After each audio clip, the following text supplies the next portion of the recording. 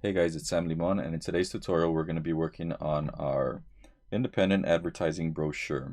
For this project we're going to be doing something very similar to what we did in week 4, which was our InDesign letterfold brochure. If you recall that one, we worked in InDesign, and then we also did another brochure for week 9, which was our folding travel brochure. So this one was in InDesign.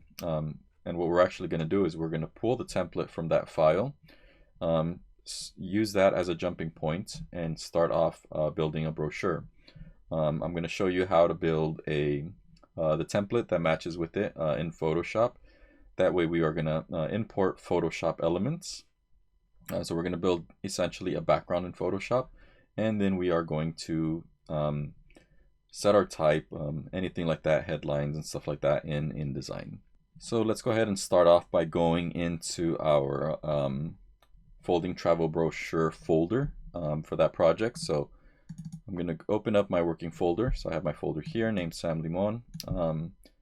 And I'm actually going to make a new folder in here. So I'm going to right click, make a new folder. And I'm going to name this Independent Advertising Brochure. And this is where I'm going to set all my files for this project. And now I'm going to go and chase down my template for my InDesign folding travel brochure. So I'm going to go into my InDesign files folder. I'm going to go into my Australia folder, and I'm going to make a copy of this. Actually, I'm going to open up my letterfold -limon INDT file. So make sure it's the INDT, not the INDD. So the INDD is the actual InDesign file that we created for that project. We're going to start off with our InDesign template. So go ahead and double click on this. And if you recall, we did this project. So right now it is blank. This is the template that we had originally built. So we don't have to build this template. What we're going to do is we're going to build a Photoshop file. So from here, let's just go to File, Save.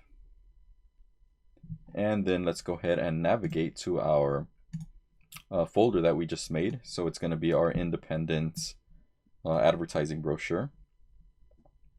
So let's look for that. Independent advertising brochure. And let's go ahead and name it Independent Advertising Brochure. And go ahead and put your name or your last name on it so that when you turn it in, I know it is yours. So I'm just going to put Limon here and go ahead and save it. Make sure before you save it that the format is InDesign, whatever year version we're using for InDesign. So it could be 21, 22, 23, and then make sure it's a document. So InDesign document is what we want. And go ahead and click Save. So if you recall on this brochure, if I go to my pages panel, we have 2 pages. So we have, basically this is the outside.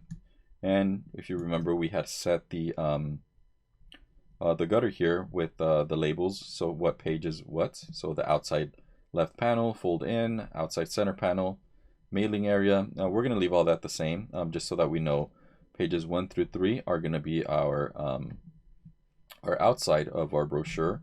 And if we go down to actually the second set of pages here, which is pages 4 through 6, we have our inside spread here. So with that said and done, we're going to create 2 Photoshop files. One's going to be the outside and one's going to be the inside. And they are going to be almost identical. The size is going to be the same. However, we're going to have to take the outside left panel fold in. We're going to have to take that into consideration, how it's a different size than these 2. If you recall, we made that inside folding panel a little bit smaller, and then once we flip it over, our inside right panel fold in is going to be the smaller page. So we're going to set that up with guides, and then we're going to import those files into here. We're going to place them, and we'll have a project that has both an InDesign file and a Photoshop file attached to it, and we'll come in and set our type in here. So let's first start off by opening up Photoshop. I could minimize this window now. So we're going to be working back and forth between Photoshop and InDesign, but in this one I want to show you how to create the Photoshop template off of this template. So let's open up Photoshop and let's take a look at the size here. So I'm just gonna double click on my pages 1 through 3, and you don't have to follow along here, but just remember these numbers because we're gonna be making our file in Photoshop. So I wanna make a file that is, I'm gonna take this rectangle and I'm gonna use this as a guide to see how big our bleed area is. So I see that my width is 12.125 inches and my height is 9.25 inches. So I'm gonna remember that number. I'm gonna go ahead and delete this square that I made, and I'm gonna go to Photoshop, go ahead and click Create New, and I'm gonna change this to inches, and I'm going to set the width at 12.125 inches, and our height is going to be 9.25. So this is going to be the size of the full document with the bleed, and then we're going to set the guides for our trim, and then our guides for our safety here, which are going to match what we have here in our InDesign template. We could set our resolution to 300. And then let's change our color mode from RGB. If it's at CMYK, you're good. If you're at RGB, change it to CMYK color. And then go ahead and click Create. And so this one's going to be our outside. So I'm going to do File to save this as an outside file. So File, Save As. And then I'm going to go ahead and track down the folder we just created again, just to stay organized. We want to keep all of our files within the same folder. So I'm going to look for my independent advertising brochure, and I'm going to name it independent advertising brochure outside. And I'm going to go ahead and save this. And now I'm going to go ahead and save another copy off of this. So I'm going to do File, Save As. And I'm going to just rename this from outside to inside. And go ahead and save it. So now what we have is our independent advertising brochure inside. And let's go ahead and open up the outside because we saved another copy. So I'm going to go to File, Open. And I'm going to open up the outside, independent advertising brochure outside. Go ahead and open it. We wanted to make sure these were Photoshop files because we're going to be adding our layers in here. So now we have both of these files. So I'm going to do Command or Control 0 so that I could see everything in the window, and the same thing on this one, Command Control 0. Okay, so now we are good.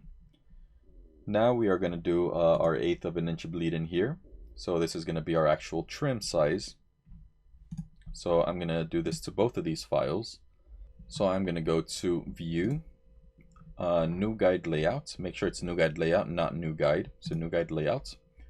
And I'm going to make sure under margin here, I'm going to set all these fields to 0.125 inches, which is our 1/8 of an inch bleed. Make sure you're on margin here, you don't have columns or rows checked, and then go ahead and click OK. And so that sets our guides here. So that's going to be our trim.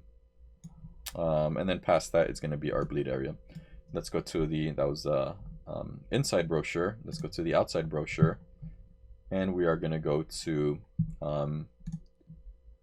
View, New Guide Layout again, and we're going to do the same exact thing. So margin, 0.125 inches all the way around. Go ahead and click OK. Let's go ahead and save both of these.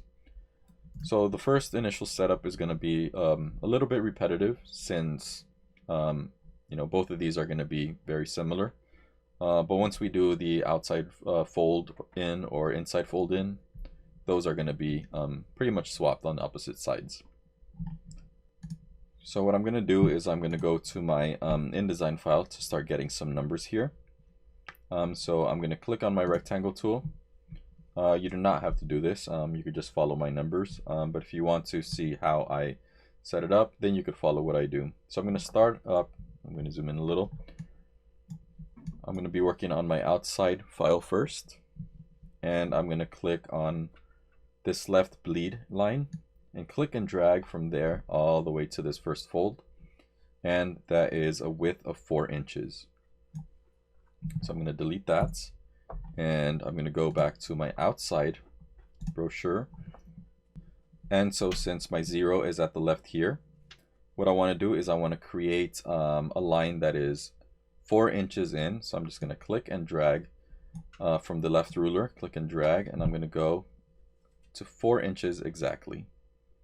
If you're a little bit off, like 4.001, 4.002, that's okay. So we're going to have that guide there. So that's at 4 inches. And then let's set another guide. So I'm going to zoom out, and I'm going to do the same thing. So I'm going to click and drag here, and I'm going to go to the next fold, and this one is at 8 inches. I'm going to delete that, and I'm going to make another guide at 8 inches. And again, I'm watching the number there that shows up as I'm dragging. And I have 8.002. I'm going to call that close enough. I actually got 8. So the more you zoom in, the easier it is to get the exact number. And so there I have those guides. So those are my folding guides. And I'm going to do the same thing for the inside brochure. So on this one, I'm going to go down into my inside panel here, my inside pages, and I'm going to do the same thing, start pulling some numbers from here. So from the left bleed all the way to my right fold is going to be 4.125 inches. I'm going to delete that, make sure I am on my inside panel here, and I'm going to go and drag a guide to 4.125.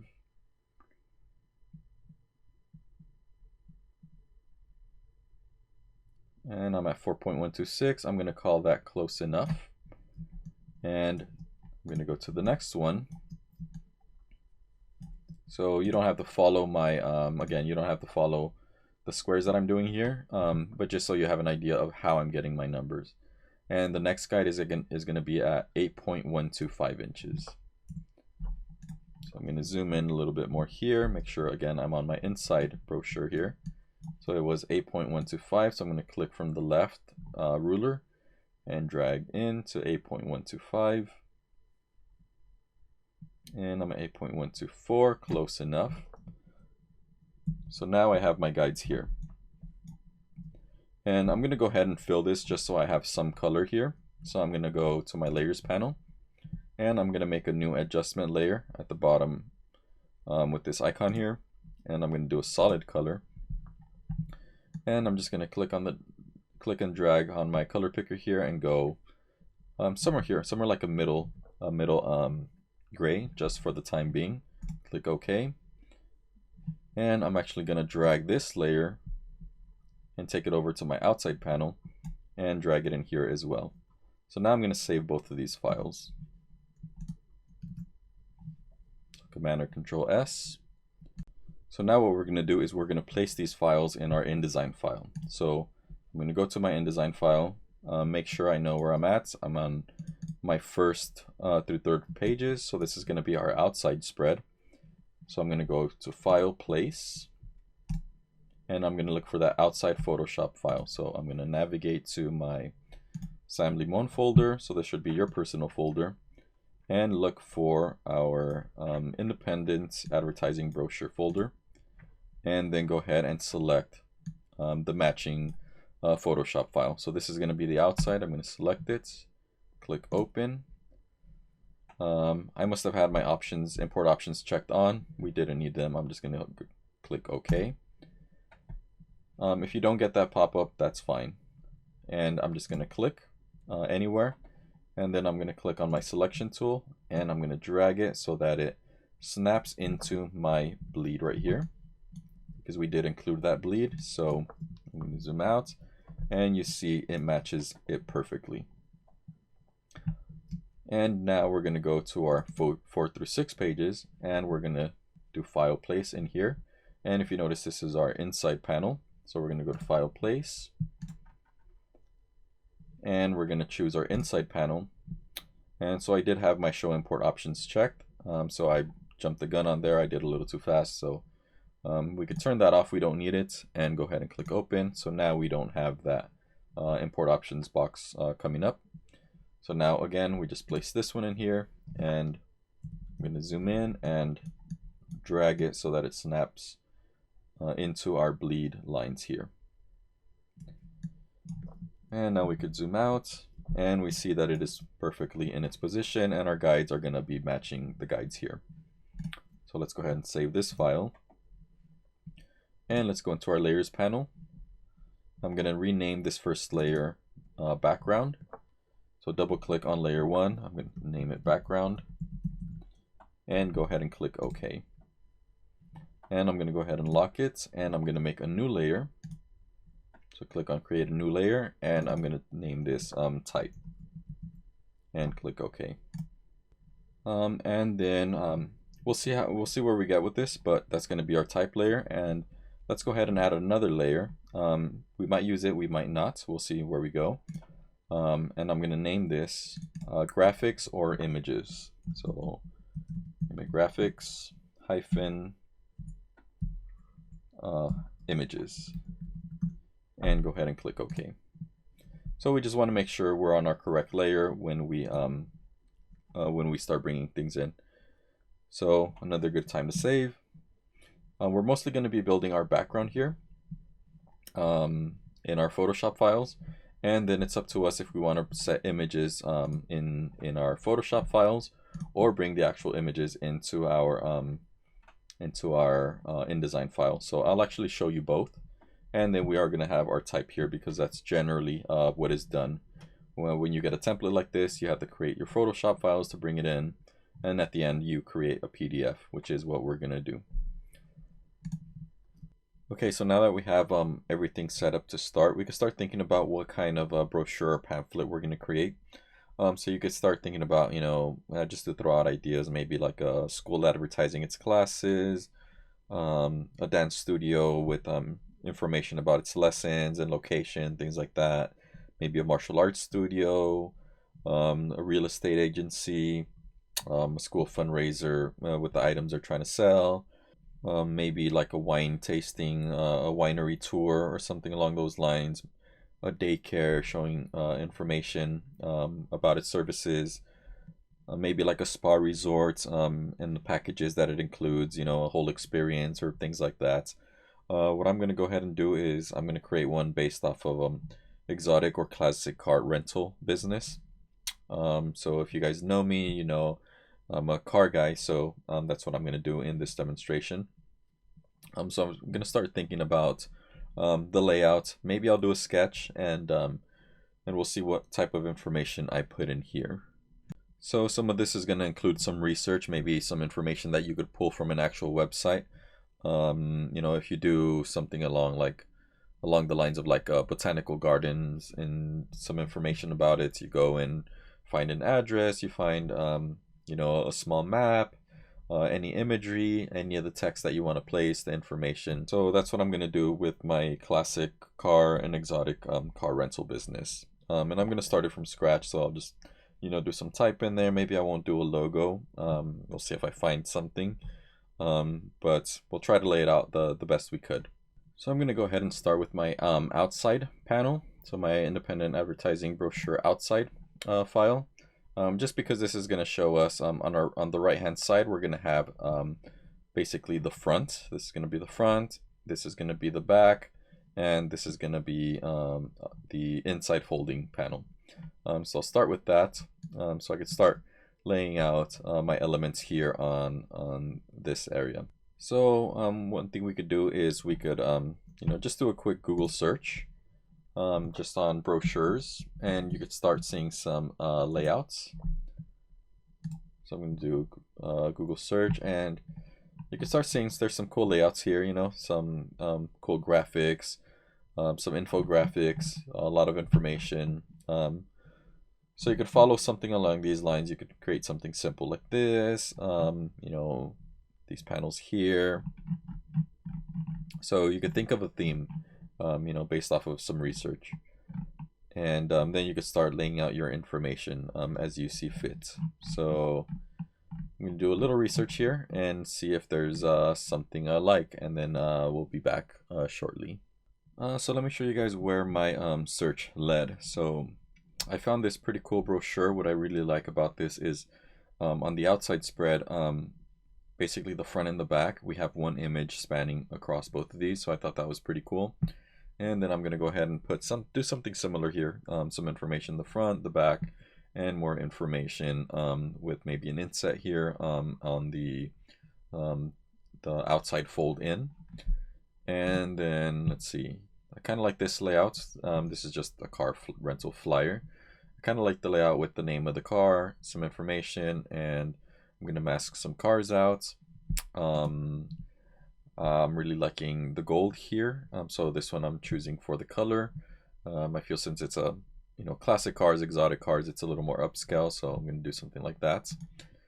And then on the inside spread, that's where I'm going to put my cars with the information. However, I do like this top image here spanning across everything. So I think that's pretty cool.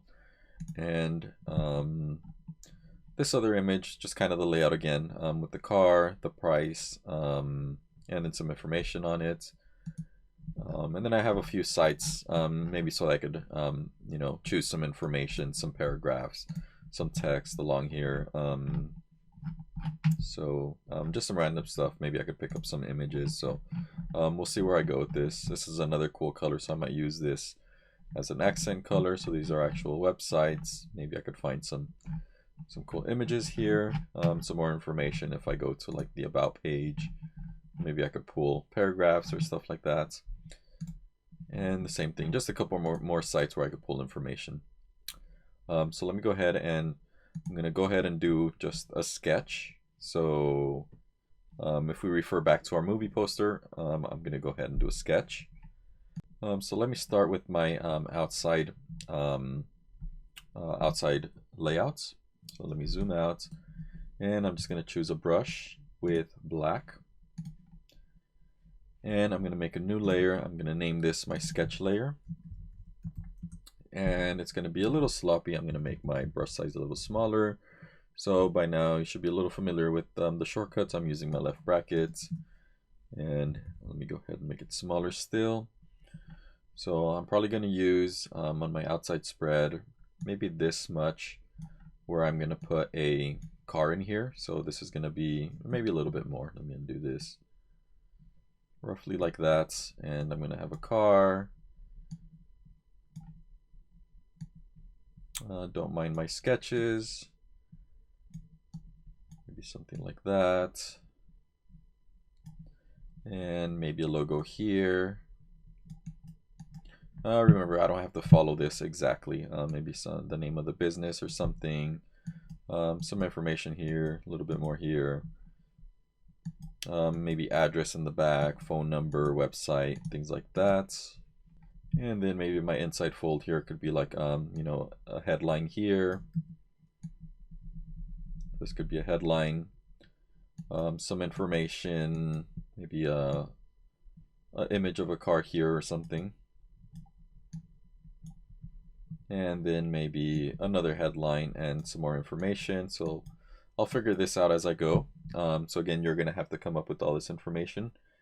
And, typically if you were to get this job from somebody else, they're going to provide the information, but here we're going to completely make this up. Now let me go ahead and do a sketch on my, my inside spread. So I'm going to make a new layer here, name this sketch. So I did want that top, let me go back here. So that top showing an image here, I thought that was pretty neat. So it's just going to be like maybe a thin sliver, something like that. And it's going to be, an image. So I'm going to represent an image with this X here. And then I'm going to have maybe the headline, the name of the car here, some information about the car, an image of the car.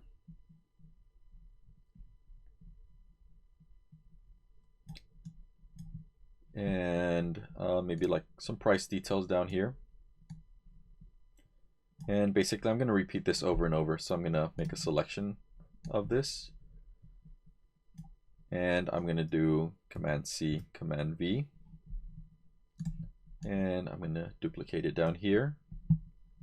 And I'm going to just keep copying it over and over. So hold Option, I'm dragging it here. So now we're going to have a nice spread on the inside that all it has is you know, our inventory of cars. And this could be laid out however you want, you know, just put information. It could be different pages, it could be, you know, paragraphs, whatever you want. Mine just happens to be laid out like this because of the nature of the business. So now I'm actually going to group all of these layers because it's making new layers for every sketch. So I just kept holding Option and dragging it. Now I'm going to hold Shift by selecting my topmost layer, hold Shift and select the bottom sketch layer. And I could merge all of these. So I could right click and click on Merge Layers. So that makes them all one layer. Now, unfortunately, this takes the name of the uppermost layer, and I'm going to rename it to Sketch again. And I'm going to save it, Command or Control S, and I'm going to save this, Command and Control S. Now I'm going to go back to my browser, and I'm going to, you know, bring this image in. Let's see. Let me see if I could pull. Yeah, I'm going to pull this in here, strictly in here. This is just going to be for color. So I'm going to double click on my color fill here, and I'm going to go ahead and sample this gold. And maybe I'll make it a little bit more on the orange side. Dragging my slider up just to make it more gold, bring it down here. And I'm liking that color. So now I could delete this layer. Again, on Macs, I'm able to bring in an image directly from the web into here. Sometimes it works, sometimes it doesn't, depending on the type of image. If not, you could save the image, or you could take a screenshot.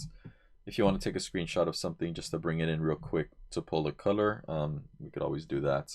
Just call me over and I'll show you how to take the screenshot.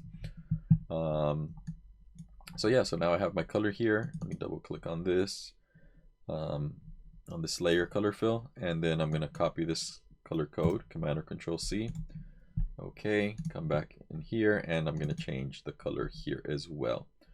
I'll see if I end up using it. I really like it for like some elements, like for example, since I'm following this, but not everything is that color. So I might leave some areas white. Some areas will have a touch of this color. So, and I might come in and do some gradients, but I think this is a good start just so I have an idea of where I'm going with this, and then I'll start bringing in content.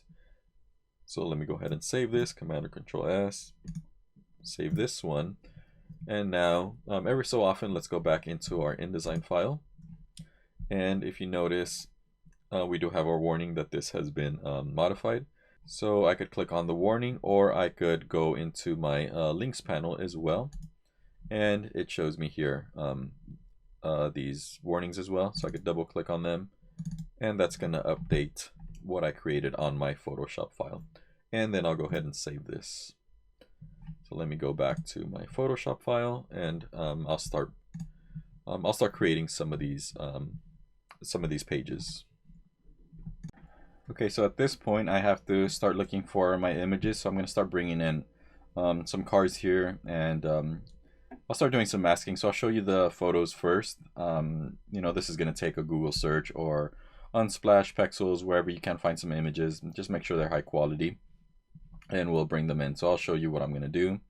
There's going to be a lot of cuts to this video, just because everybody's brochure is going to be a little different depending on your theme or on your business. So let me go ahead and do some searches, and I'll put up those photos just so you don't see me, you know, spending a lot of time on these searches. Okay, so I found a few images here, and I'm just going to pull them into Photoshop and mask them out. So I found this this Bentley. So I have 6 cars actually on my layout. So I'm going to use this Bentley. I'm going to use this Cadillac, this Porsche replica, this Ferrari, a Ford Torino, and a Chevy Corvette. So I'll go ahead and bring all of these images in. First, I'm going to save them into my folder actually, so I could have them just in case I need to go back to them for any reason. So I'm gonna look for my independent advertising brochure folder, and I'm just gonna make a folder in here that's gonna be images, and I'm gonna save all my files there. So I'm gonna right click on these images, save image as, and go back to my folders. Again, track that folder down. So independent advertising brochure, and go to my images folder and save that file there. So I'm going to save each and every one of these. Same folder.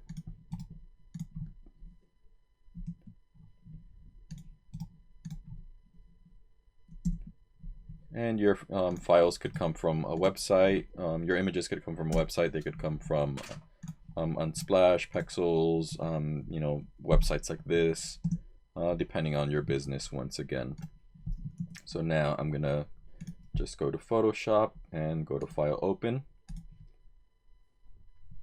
and I'm gonna go to that images folder, and I might as well just open all of these at the same time.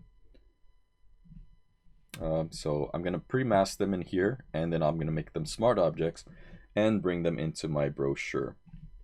So I might as well mask these in a different set of ways. So I'm gonna do my trusty pen tool, which is my favorite, as you guys know. Click on my pen tool, make sure I have this set to path, not shape, and I'm just gonna, you know, start clicking and dragging.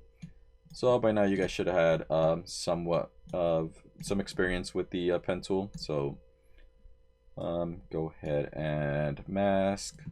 If you're following this part, if not, you could fast forward and find the spot that you need, maybe for setting type. But for now, I'm gonna speed this up a little bit, and I'll come back shortly when I bring this into my my actual layouts.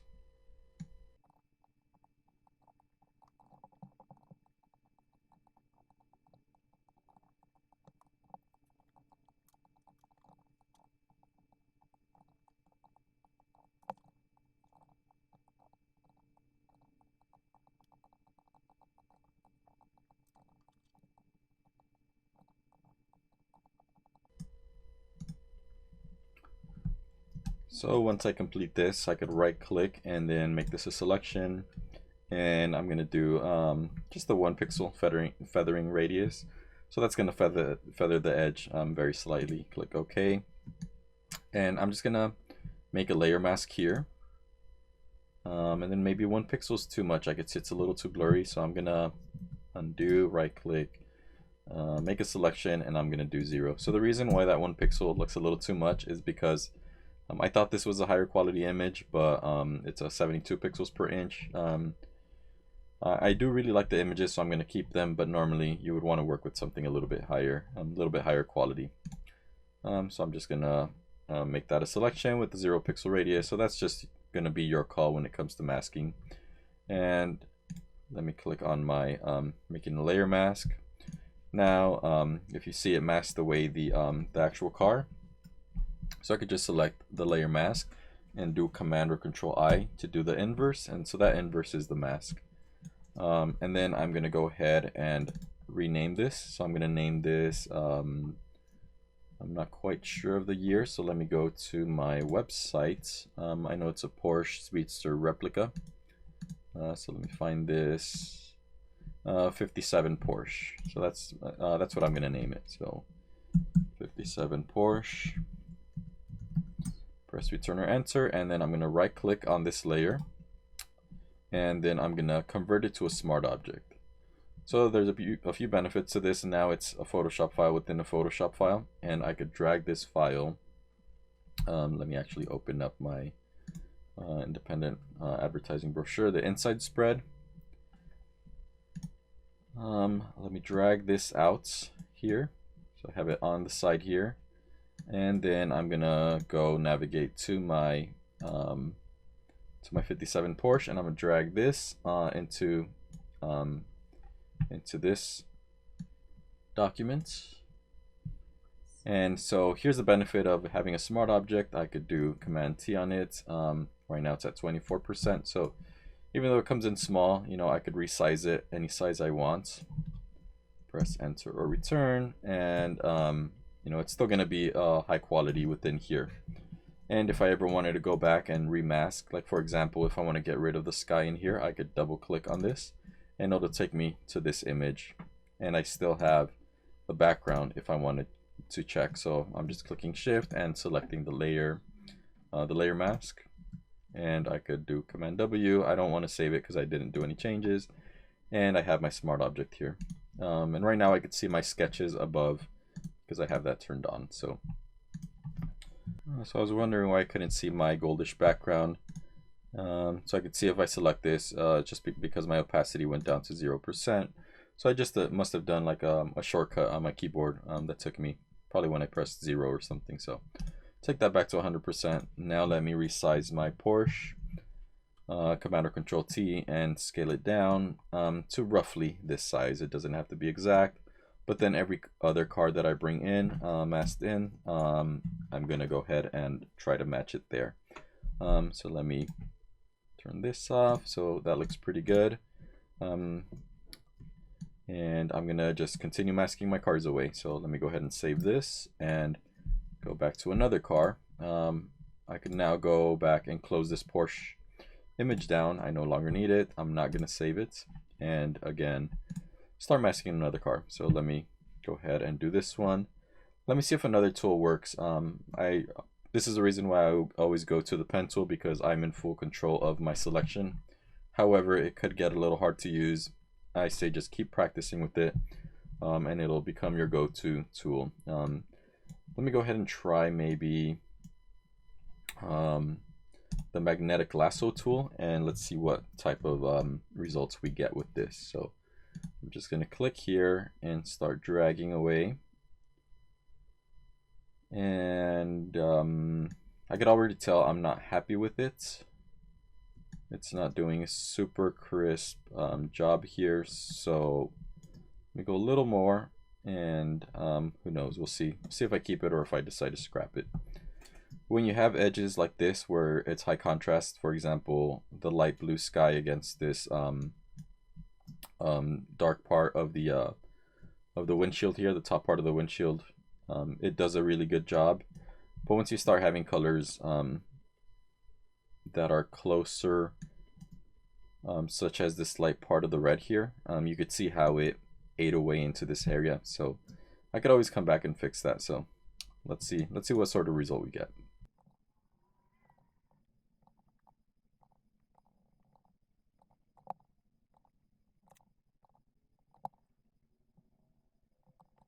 Okay, so it's not that bad of a job. So I'm going to go ahead and mask this, and let me go back and check the year actually of this car.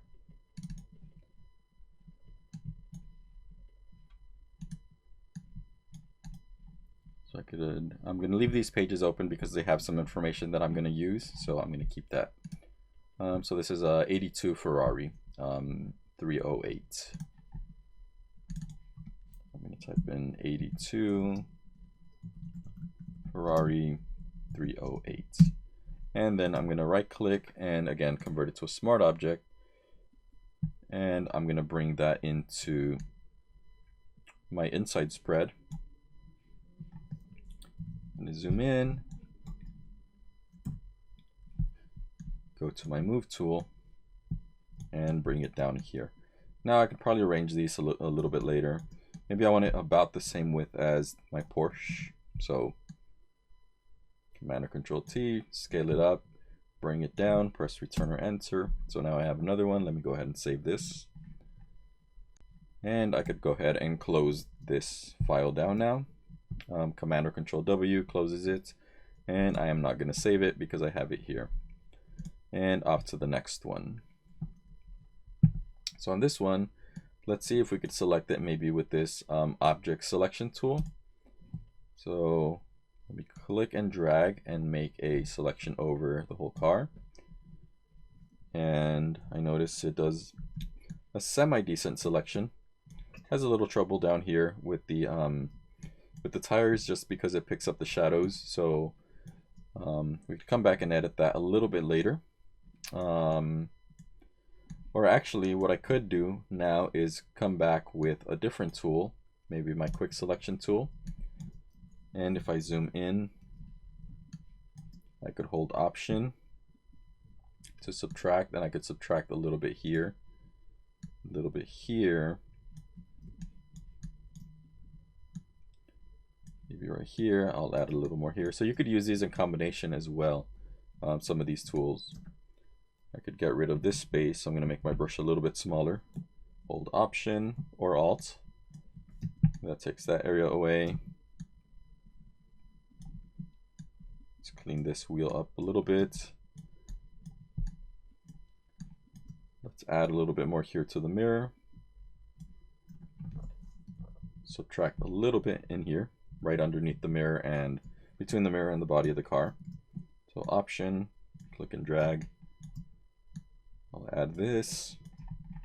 And I want to go ahead and add this antenna. So I'm going to choose my polygonal lasso tool. I'm going to hold Shift because I want to add to the selection. Notice how this changes to adding to the selection, or I could just click here. That way it doesn't remove my current selection, and I'm just going to add to what I have. So I'm going to click here and make this antenna shape.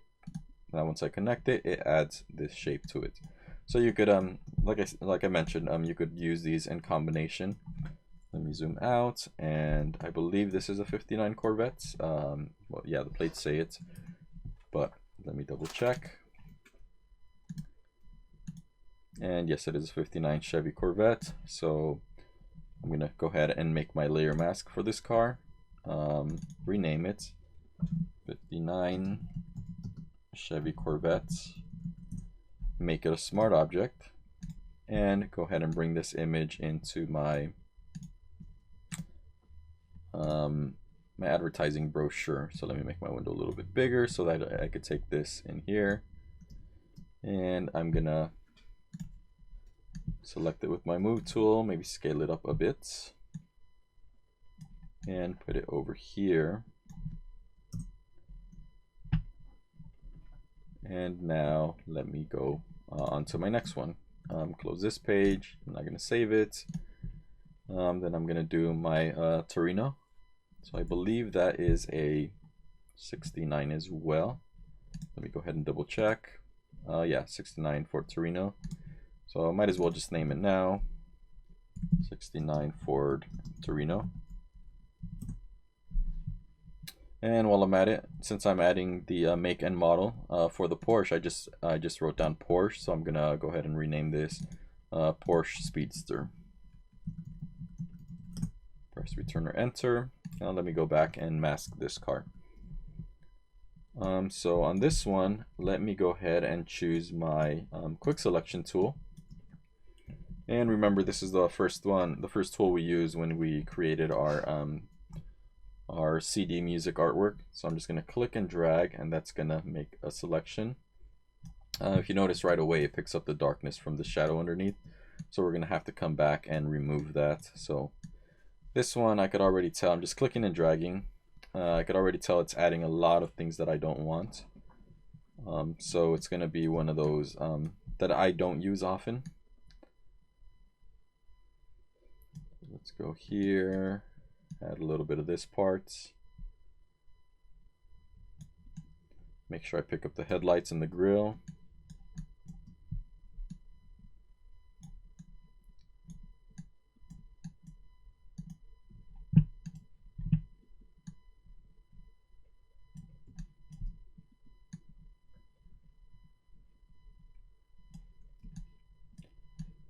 Okay, so it seems like it picked up everything pretty good, except it picked up the shadow, which I don't want. I might go ahead and make my own shadows. So if I hold Option now and I start clicking here, that's going to remove parts of it. So just holding Option or Alt, and we see that it changes to a minus sign. So that means it's removing the mask. And then right here, let me go ahead and add it back again. So this might take a little bit of work. Obviously my masks aren't exact. If you really go in there and pay attention, that's the reason for me using the pen tool, because then again I have full control. This one didn't do such a bad job. Let me go ahead and remove some of this. So I'm going to say it's pretty close. It's a decent mask. And I'm going to go ahead and create my layer mask. And if you notice, yeah, I'm actually going to have to redo this because it picked up those edges a little funny, and I do not like this whatsoever. So this is one that unfortunately I'm going to have to redo again. So I'm going to delete this mask. Go ahead and delete it, and I'm going to choose something else, most likely my pen tool again. So I'm just going to click P, and I'll speed through this one again.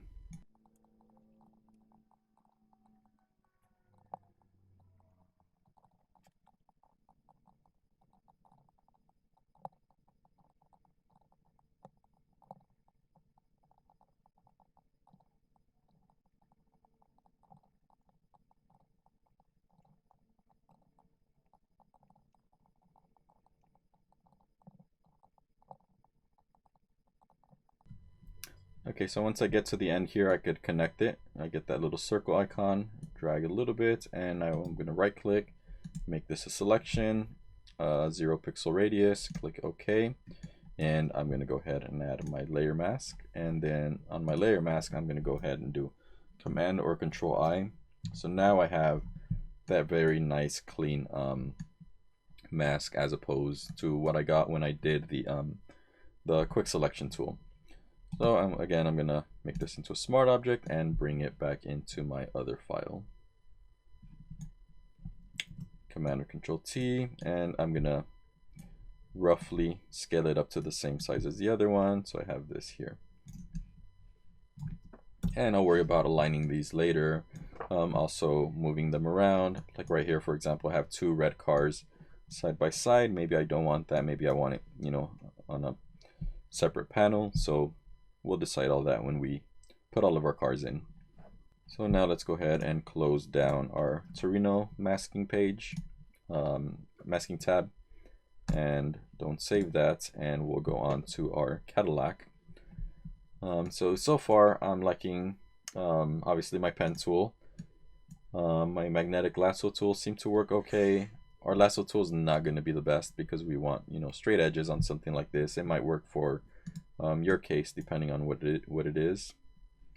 I wasn't a big fan of the quick selection tool, but if you could use it to your advantage, go ahead and use it.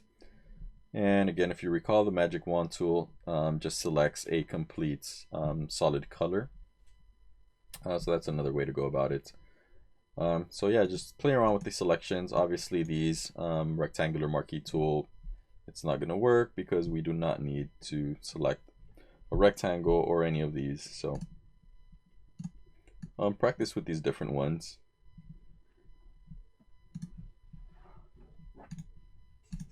So again, I'm just going to finish all these up with my pen tool.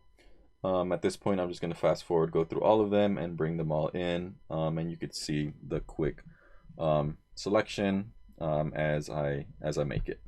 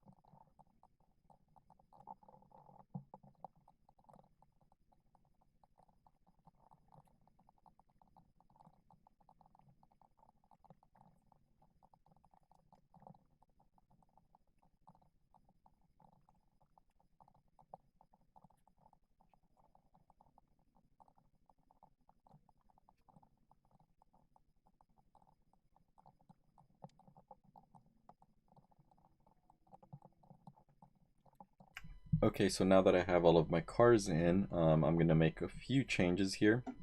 Let me actually make my sketch a little lower in opacity, maybe like about 5%. That way I could still see it. and then maybe I'm going to go ahead and lock it. So I could click on the little lock icon here in my layers panel. And let me arrange these a little bit better. So let me maybe take my Torino over here, take this one here.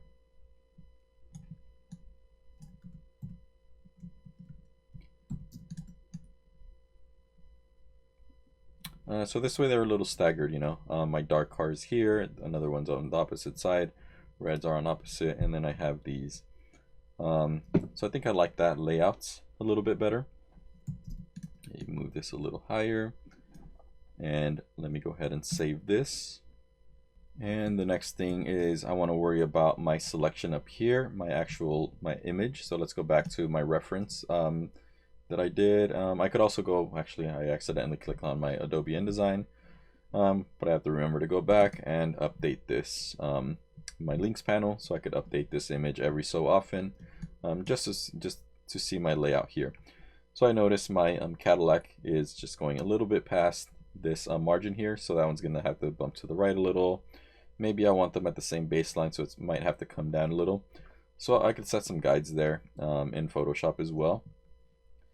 For now, I just kind of want to place everything, and then I'm going to go in and finesse all my elements. But let me go ahead and work on my image up here on the top, and let's see my reference for that.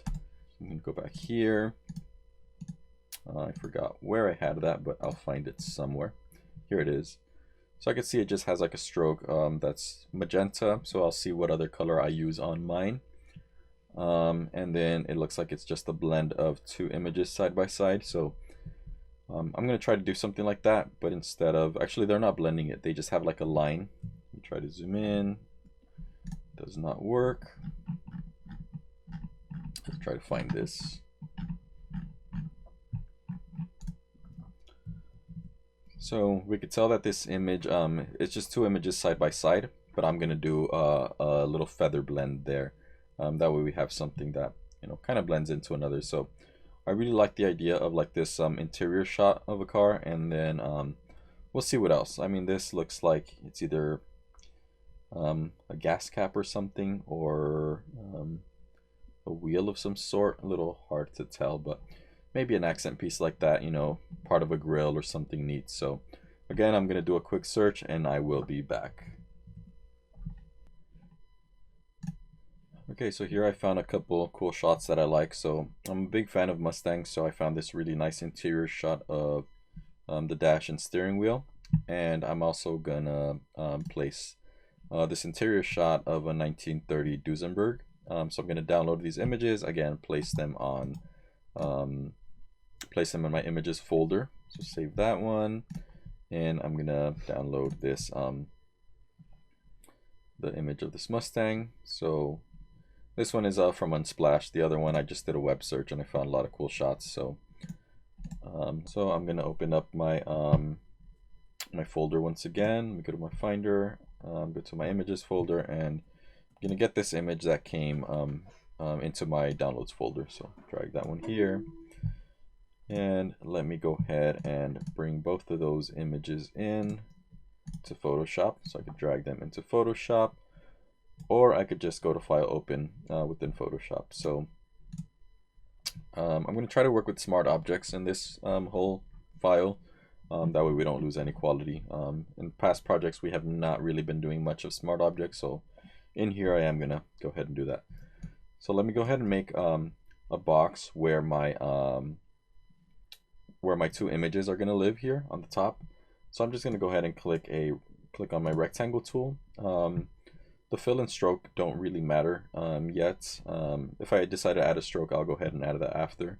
But I'm just going to click from the outside of my artboard here. And I'm going to drag to the right and drag down. So you can tell it's going to be a black stroke with no fill. And I'm going to press Return or Enter and go to my Layers panel. So there I have my rectangle. I'm going to put this over here. And then I think I'm going to group all of these cars. So I'm going to hold Shift, select all of them, and I could do Command or Control G, or I could click on my folder icon down here, which is going to group them. So I get group 1, and I'm just going to name this cars. So that way I have one folder in charge of all the cars, and it makes my my layer order here a little bit cleaner. So now I'm going to go ahead and bring in those images. So I'm going to go here. I'm going to name this 1930 Duesenberg, and I'm going to convert this to a smart object and bring it into my folder over here. Close this, don't save it. Now I'm going to bring in my Mustang. Now on this one I can't really tell what year it is, so I'm just going to double click and I'm going to name it, I know it's a 65 or 6, so I'm just going to go 65 Ford Mustang. And I'm going to convert this into a smart object as well and bring it into my layout.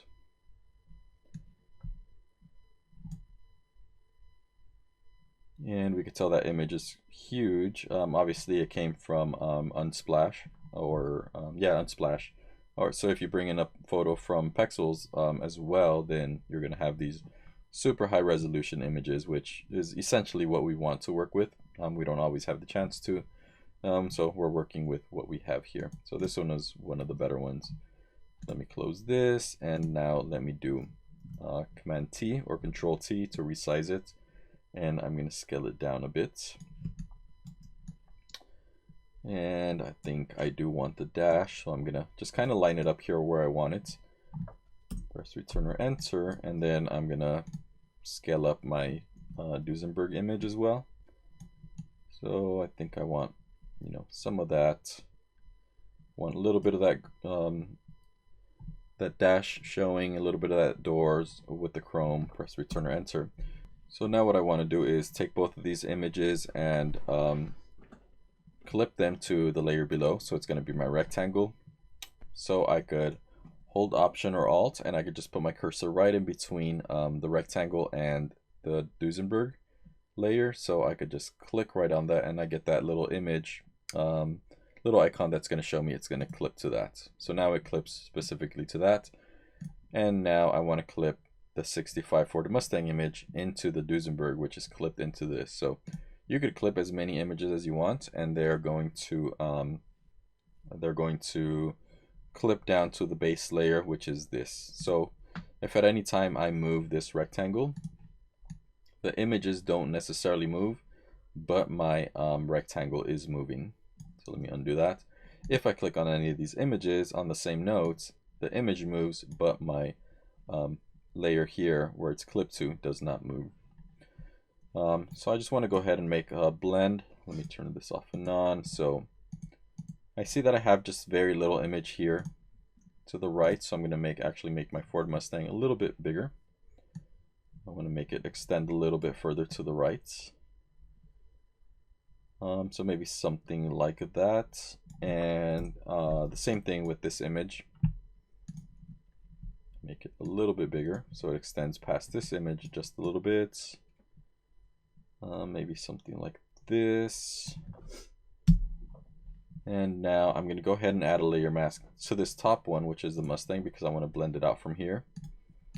So I'm going to add that. Now if I press on my, so you could do this two ways. You could either select the brush with black and start, masking this away. So we know how to do that, or we could click on the our gradient tool, and we are on our layer mask, and we could click up here on our gradients, go to basics, and choose the one that goes either from black to transparent. We could tell it is transparent because it is showing this grid of pixels, or lacking pixels, so it's going to say foreground to transparent, or it might say background to transparent, as long as it's one of those. So I'm going to click on that. So now if I swap these, you could see it's going to switch from white to transparent, so that's going to be foreground to transparent, or if I switch these, it's going to go background to transparent. I want it to be background to transparent, so black to transparent, and I want this first icon here, so it's going to be a linear gradient, not a radial gradient or any of these other ones. So the first one. So now if I zoom in and I drag to the left here, essentially what it's doing is it's creating this mask. So it's going from black to transparent, so black to the white that was there before. So I'm going to do it again. Actually, let me zoom in so you guys can see a little bit better. So I could still see that hard edge. So I'm going to click and drag to the left again. So that gives me a bit of a smoother blend. I can still see a little bit of that line there. So I'm going to click and drag there just to get rid of it. So now I could see a pretty neat blend there. And I could go a little bit more. If I start it further out and come out this way, it does more of a gradient. Whereas, let me just show you if I do like a really short one, it just cuts it off real quick. So I want more of a gradual blend. So something like that. So I'm pretty happy with that. I see that this image has a lot of blues. This one is a little bit, was shot in brighter light. So I'm going to go to this one and I'm going to make another clipping mask. So I'm going to go to, actually I'm going to make an adjustment layer, and I'm going to make, I'm going to choose photo filter because I want to cool this image down. So I'm going to use one of these cooling filters. So now you can see the tones somewhat match. So let me try different ones. So maybe that one. And I could increase my density. I don't want it too cool. I just want it to go a little bit more. So something like that. So I could always turn this off and on and I could see the before and after. And actually, maybe I want to go the opposite way because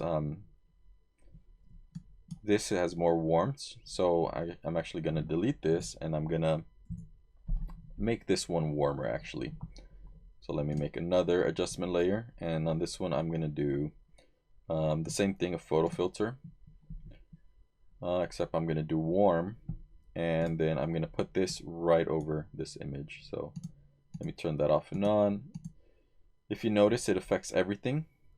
So what I want to do is I want to hide this layer mask because I only want it to affect this. So I'm going to do Option delete or Alt delete while I have the mask selected, and it fills that with black. So now it hid all that. I'm going to select my brush tool. I'm going to make sure my mode is normal. My opacity is 100%. And I'm going to make my brush size a little bit bigger using my right bracket key. And I want to make sure I'm on white on my brush. That way I could show. So I'm going to start just painting here and just up to here because I want that warmth to show within only this left part of the image. Let me turn that off and on so we could see how that goes from a cooler tones to the warmer tones. Now I want to add maybe a stroke to this rectangle. So I'm actually going to add it by adding a layer style. So I'm going to double click on the right hand side over here. I'm going to click on stroke, and I'm going to try gradient here, and let me click on the gradient. I'm going to double click here, and I'm going to sample this color, and then I'm going to make it a little bit darker. So go ahead and click OK. And I'm going to click on this center one, click on the color, sample this one, and I'm going to go maybe a little bit lighter and click OK. Okay, so now we could see, let's see how our gradient looks. Move the angle.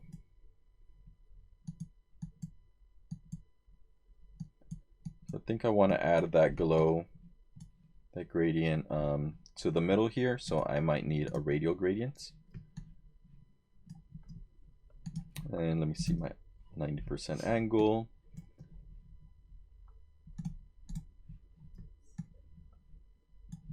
I want to be able to see it and see where I'm at here.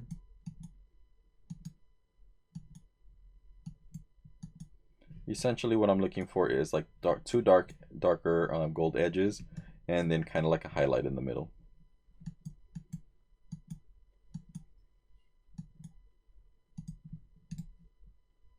So maybe let's try angle.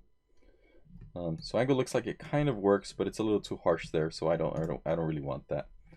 Another thing we could do is I'm gonna drag this over here, and I'm gonna click on this first one and then click over here on the right. So now I have two dark edges on the sides and one lighter one in the middle. Click OK. Now let me change this to linear. And actually that's more of what I was looking for. And just for fun, let me go ahead and do a bevel and emboss. And let me zoom in and see what we could get out of this. So let me do an outer bevel and see what that looks like. So one thing I'm noticing is it's applying it to the actual shape here, not to the stroke. So maybe I don't want to do that. So I'm gonna go ahead and turn this off, and I think I'm gonna leave it as is, just with the gradient on the stroke. Let's see what an outer glow does, or maybe a drop shadow. So I'm liking the drop shadow. I'm just gonna choose different colors. So I'm gonna do multiply, choose this color, sample that, actually sample this, make it a little bit darker, click OK.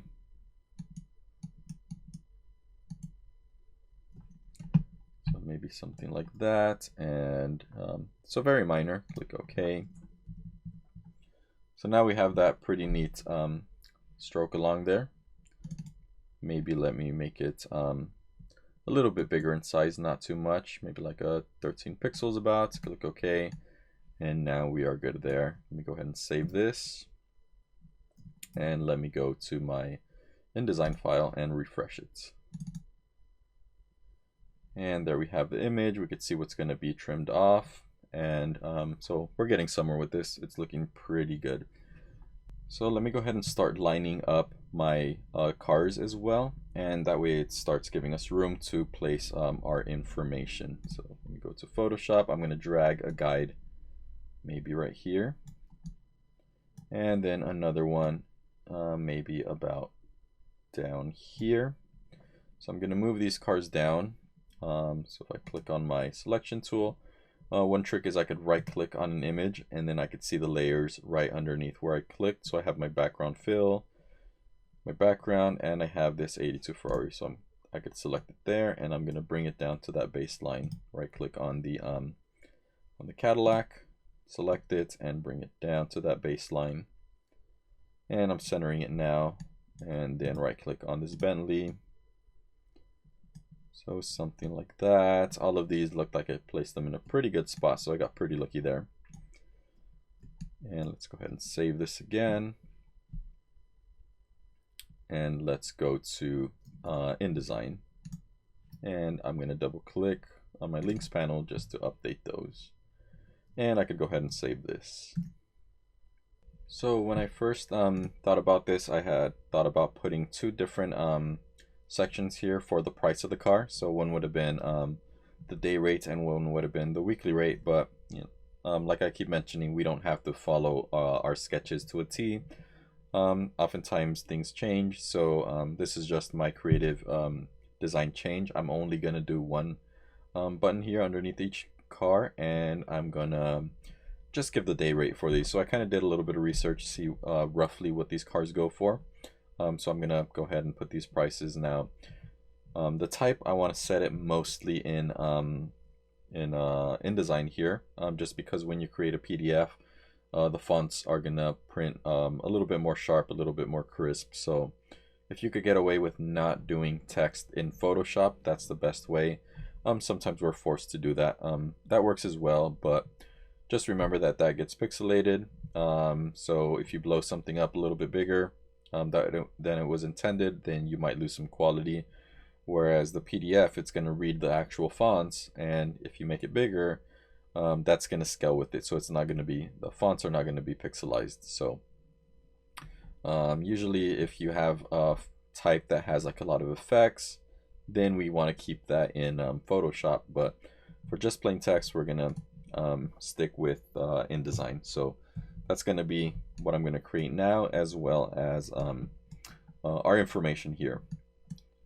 So I'm thinking something to contrast this gold. I'm going to create a regular rectangle tool. I'm going to create a rectangle. I'm going to double click a color, and maybe I want to go to let's see, my hues here. I'm going to select this, and I'm going to go with maybe like a dark gray. I don't want to go full on black, because I do want to keep it a little bit classy. So I think this, just to get the feel of, you know, more upscale cars, classic cars, exotic cars, things like that. So we want to keep it looking like a higher end business with our creative choices, everything from fonts to our colors. So go ahead and click OK, and I'm gonna select no stroke on this rectangle, and I'm gonna just go ahead and click and drag. Maybe it shouldn't be so big, but something like this.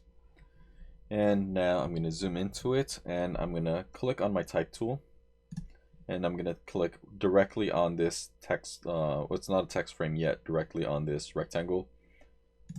So once I click in there, it makes it a text frame. And I'm going to go ahead and change my color to I'm going to change it to paper for the time being, and then I will go back and change the actual color. So for this Porsche, I looked up the price, and it's going to be roughly $450 per day. So $450 per day. And let me highlight this, and I want to select a font that is pretty nice. It's going to be reminiscent of something high quality. So I'm thinking something that's going to have serifs. So serifs are always, you know, a little more classic, more sophisticated looking. So let's see. I think this Othello's regular looks pretty nice. And let me highlight just the 450, see if they have a bold. So yeah, so 450 per day. And then what I'm going to do is I'm going to click on my selection tool. So now, since my frame actually, my rectangle here has the text inside of it, it turned it into a text frame. So I could right click on it and click on text frame options, or I could do Command or Control B as in boy. Select that, and I'm gonna go to my vertical justification area, and I'm gonna align it to center. So that centers it here. I'm gonna click OK, and now I'm gonna go into my my character panel. So I see my character styles. I don't see my here's my character. Actually go to my paragraphs, and then I'm gonna center text here. So I'm gonna actually make my text a little bit bigger. So I'm gonna highlight it by triple clicking it, and I'm gonna go to my character panel, and I could make the size a little bit bigger. So now one thing that I'm noticing is I actually have a little bit of space, a little bit more space up here than at the bottom. So I want to bring that up a notch. So I could go to my text frame options again. So right click, go to text frame options, and under inset spacing, I can make sure that my little link icon here is unchecked. And I want to click on this bottom inset spacing and bring it up. So I'm going to add some space to the bottom. So that's a bit too little, that's a bit too much. So let me do 0.1 inch and click away. And I'm going to say that looks pretty good to me. And I'm going to go ahead and click OK. And I'm also going to make my window a little bit smaller here, or my rectangle. So if I hold Option or Alt and I go to one of these side edges and I drag it in, it's going to drag in both sides at the same time. So something like this I think looks pretty good. And I'm just going to center it here. So I'm going to use my smart guides to my advantage. So that tells me it is centered, and there I have one. So now I'm going to hold Option or Alt and drag this to the right, so that copies it. And if I hold Shift and let it take me to the next center line, which is going to be that pink line, And so now all I have to do is click on my type tool, and I'm going to highlight the 450. And I wrote these down. So actually, the Corvette is about the same price, so I'm going to leave that as is. Hold Option or Alt to drag this again. Hold Shift. So Option or Alt copies it, and holding Shift is going to keep it in line. So take it to the center again, and then I'm going to release my mouse, release Option or Alt and Shift. And now the price for this one was 300 per day. So I'm going to double click in here and just type in 300. Click on my selection tool. I'm going to zoom out a little bit. I'm going to click and drag to select all of these price rectangles. Maybe I'm going to move them down just a notch. Now if I hold Option or Alt and start dragging one of them down and hold Shift, that way it keeps them in line. I'm going to copy all of these to the bottom here, roughly give it about the same space.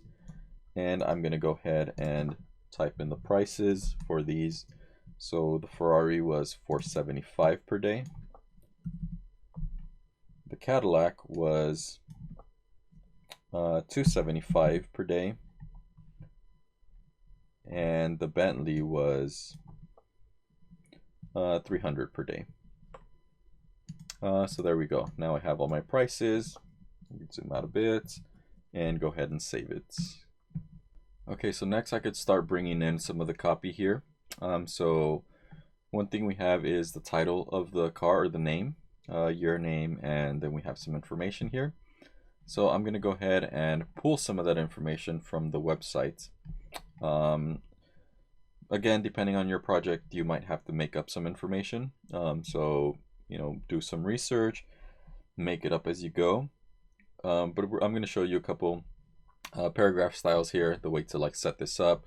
Since I do have something that is very repetitive here, we could use that and keep duplicating things, or use our paragraph styles to stylize things. So I'm going to start off with my Porsche. So I'm going to go into my website where I have the information for the Porsche. So I'm just going to copy the title here. So 1957 Porsche Speedster replica. Right click and copy. Now I'm going to go over here, click on my type tool. I'm going to create a text frame, and then I'm going to right click inside of it and paste. So I'm going to stylize this one now. So I'm going to highlight it all, and I'm going to choose a font. So let's see, let me actually go back here and select this font. So that was Athelas. So I might have to do that one here. Well, I don't have to, but let's see how that one looks. So I'm going to do Athelas Bold.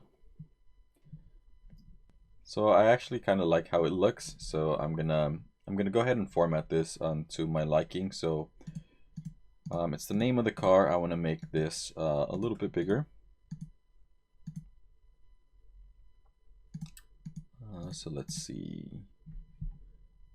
I'm going to click on my selection tool and drag this down a little bit. And maybe I want Porsche and then Speedster replica. So I'm going to click on my type tool. I'm going to put my cursor right before the S here. Let me zoom in a little bit. Do a backspace because I want to get rid of that space, and then press return or enter. So now I want to minimize the space between the letters, so that's going to be the leading. So I'm going to do Command or Control A, so that selects everything. And I'm going to go into my characters panel, and I'm going to decrease this space. So this is, if I hover right over it, it tells me that's leading, and the icon shows me it's the space between the two base lines of both of these lines. So I'm going to tighten it up a little bit right here. And I just want to keep an eye out for this 9 that hangs a little bit lower than the baseline. And I want to make sure it does not crash into the top of that S. So I'm going to call that good. And let me go ahead and click on my selection tool, make this frame, make this frame a little bit smaller. So I want to put my cursor right on this bottom handle and click and drag it up. Now I'm going to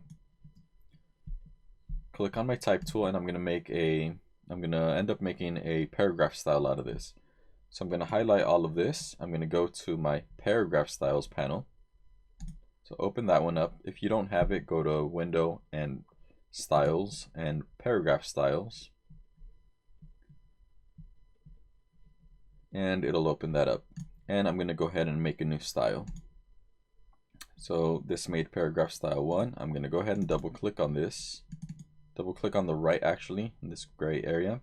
And I'm gonna title this car, or car type, and click OK. So what that does, if I could double click on it again, it is selecting the font here. So it's gonna choose Apellis Bold, size of 26 points, and the leading of 26 points. So go ahead and click OK.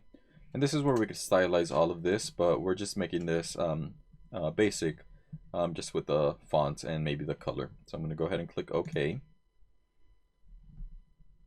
And actually, before I continue, I'm going to maybe select the same gray that I have here. So I'm going to select this. I'm going to double click this color. And I'm going to go ahead and maybe click on one of these numbers for CMYK. And then I'm going to add this gray to CMYK swatch. And click OK. So now if I open up my swatches panel, have it right here. So I have it there. Actually accidentally clicked twice, so I'm going to delete one. Click OK. So now I'm going to highlight this whole paragraph again. I'm going to select this color, so it's going to be my dark gray. And I'm going to go back to my paragraph styles because I want to reset that. So now that that changed, I want to be able to select that color as well as part of my paragraph styles. So I'm going to right click on this car type paragraph style, and I'm going to click on redefine style. So now you notice that that little plus sign is gone, so that means it is good. So if I double click on this, now it tells me the color is that CMYK code. So it's a 70, 64, 63, 63. Go ahead and click OK. So now we have our paragraph style defined. Now let's go ahead and click, I'm going to go ahead and make another type frame. So I'm going to click and drag over here. And I'm going to go ahead and paste the information for the Corvette. I'm going to go into the Corvette page. I'm going to highlight this 1959 Chevrolet Corvette. Right click, copy that, and I'm going to go in here and paste it. So this brings it in with no formatting. However, if I put my cursor in here, all I have to do is click on this car type, and it gives me that exact paragraph style. So now I want to break Corvette down into a second line, so I want to put my cursor right before the C in Corvette, backspace to get rid of that space, and then press return or enter, and there I have the same style. So we're going to continue doing that for each one of these cars, at least for the this car type paragraph style. I'm going to click and drag again here. This is going to be our Ford Torino, so I'm going to go get that information here. Command or Control C. And then go into my text frame here, Command or Control V, and put my cursor in the middle, click on car type. And on this one, I'm going to put Torino GT underneath.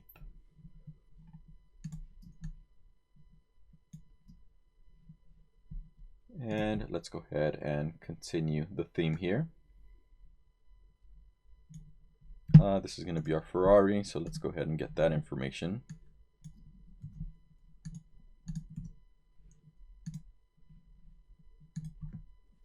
Break this down like this. Go on to the next one. And I could use my smart guides here to have it match the height of the other text frame that I had. So here's our Cadillac. Let's look for that one.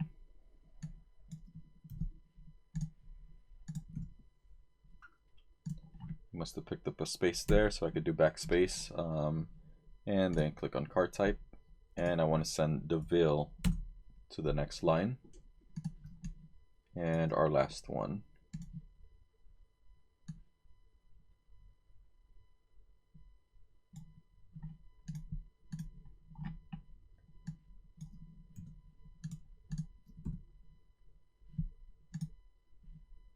And I want to send Azure to the next line. So there we go. We have our paragraph style for these. Now one thing I'm looking at the 450 per day here. Maybe I want to choose another color besides white. So just to stick with the theme, I want to do maybe like a goldish color. So I'm going to highlight this and I'm going to find a color that I like. So I'm going to click on hue here, and then so this gives me this this color picker, and I'm going to look for like a nice light gold. Maybe this color. Click on CMYK, and I want to add it to my CMYK swatch and click OK. So I like that better than the white, so it's just a slight off-white. And I'm actually gonna highlight this, and I'm gonna make a paragraph style out of it. So I'm gonna go to my paragraph styles panel again, make a new paragraph style, and I'm gonna double click on paragraph style. I'm gonna name this price, and go ahead and click OK. Now all I have to do is put my cursor in each one of these and then just click on price. The next one, click on price. So do each one, and it's gonna go ahead and do the paragraph style.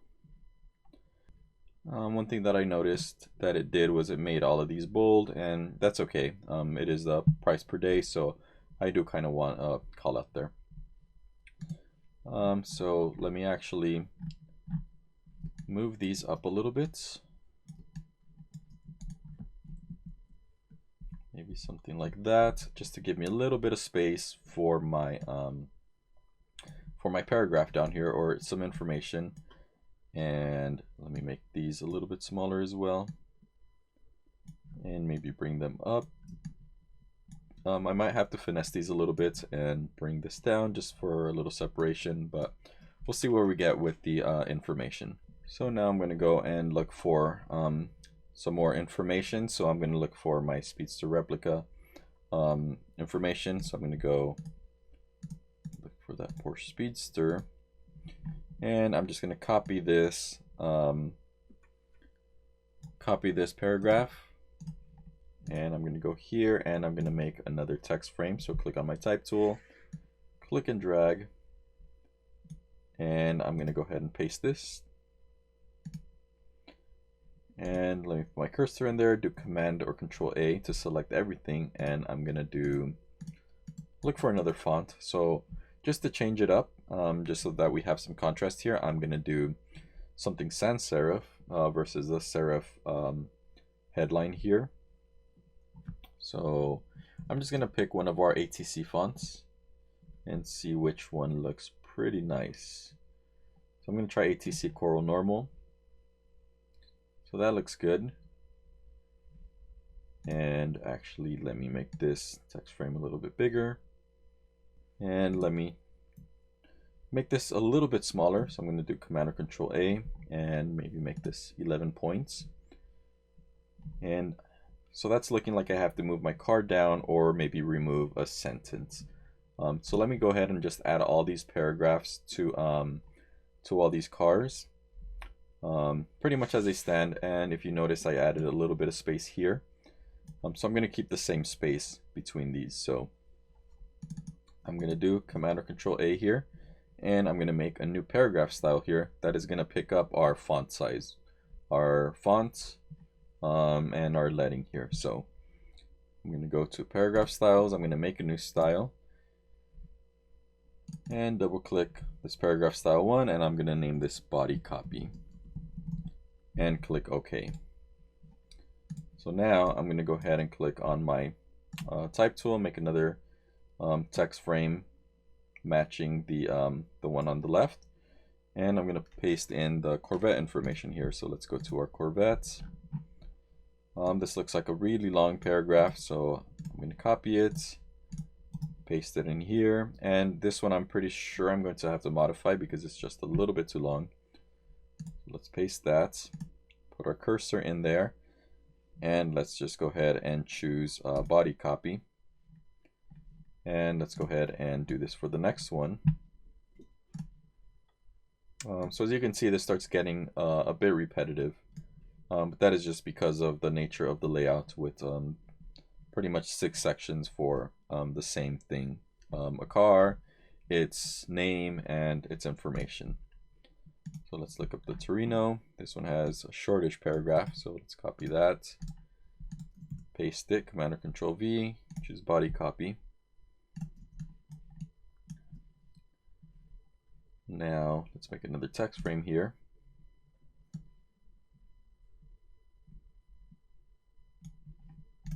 Go to our Ferrari.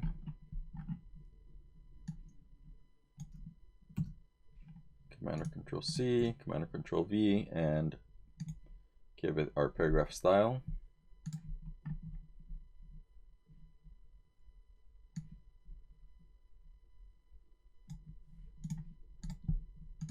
Check out our caddy. Copy this, paste it here, and make sure our cursor's in there. Body copy. And let's move this up a little so that it matches the width of that. And let's go ahead and make another one. And lastly, let's do our Bentley.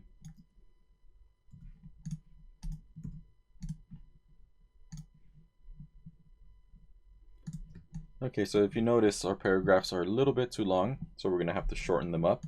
And then also we have some space here and here, so I'm going to bring, actually here I could bring these 3 down. So I'm going to take them down to my margin here, and I could bring my cars down a little bit. So this is kind of going to be a little bit of a guessing game, so I'm going to go to my Photoshop file. I might have to move, since I did not create the guides down here. So I'm just gonna roughly do this. Select all of these cars. So let's select my Bentley, my Cadillac, and my Ferrari. So I'm holding Command as I click on these layers. And I'm gonna hold Shift and bring them down. Let me save this, go back to my InDesign file, refresh my page by going to my layers panel, my links panel, and let's refresh that. So maybe that was a little too much, so I could go ahead and bring it up just a little bit. So let's go ahead and do that. So let's bring them up, save it, go to InDesign, refresh, so that gives me a little space there. Maybe I'll go back and bring them just a little bit down this time. Save that, and I could get rid of this guide. I no longer need it. So save this. So that looks pretty good. And then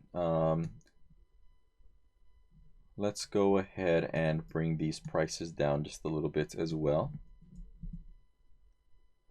I do want some space here, some separation for the next group, which is going to be the car name. So I'm going to click outside over here, click W, just so I could see. Quick little preview. So that means I could bring the top row of cars down a bit as well. So let me do that. Maybe get rid of this guide. I no longer need it. So this time I'm going to choose my Corvette, my Porsche, and my Torino. And I'm going to click on my move tool, and I'm just holding Shift and bringing them down.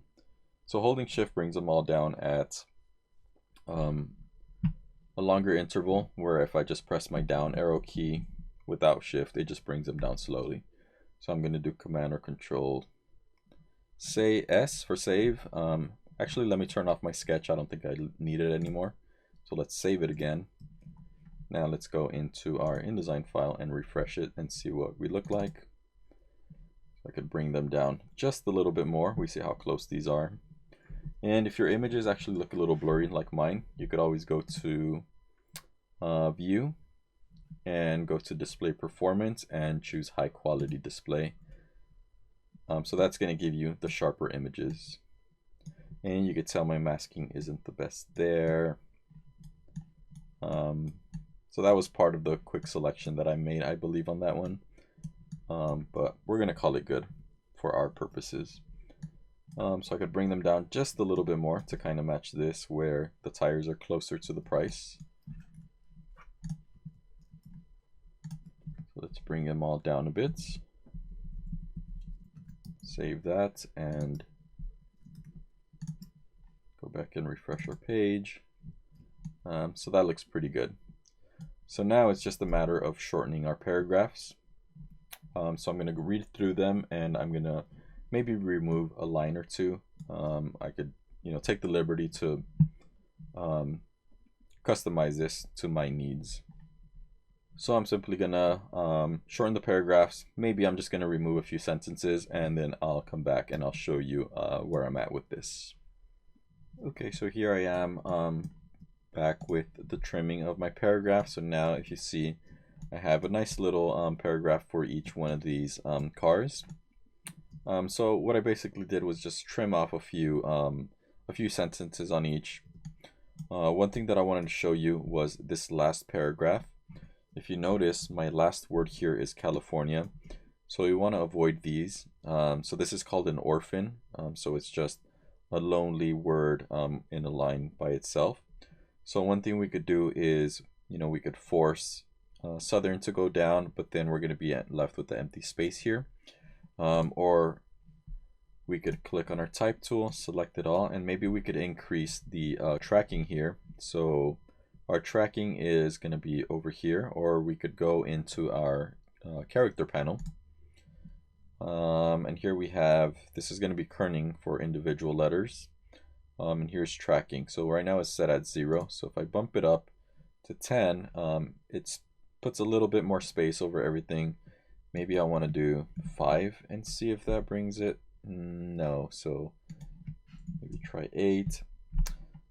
So 8 kind of smooths it out a little bit. At least it brings Southern California down. And I'm going to say that looks pretty good. And we're not giving it so much space that it looks different from the rest of the paragraphs.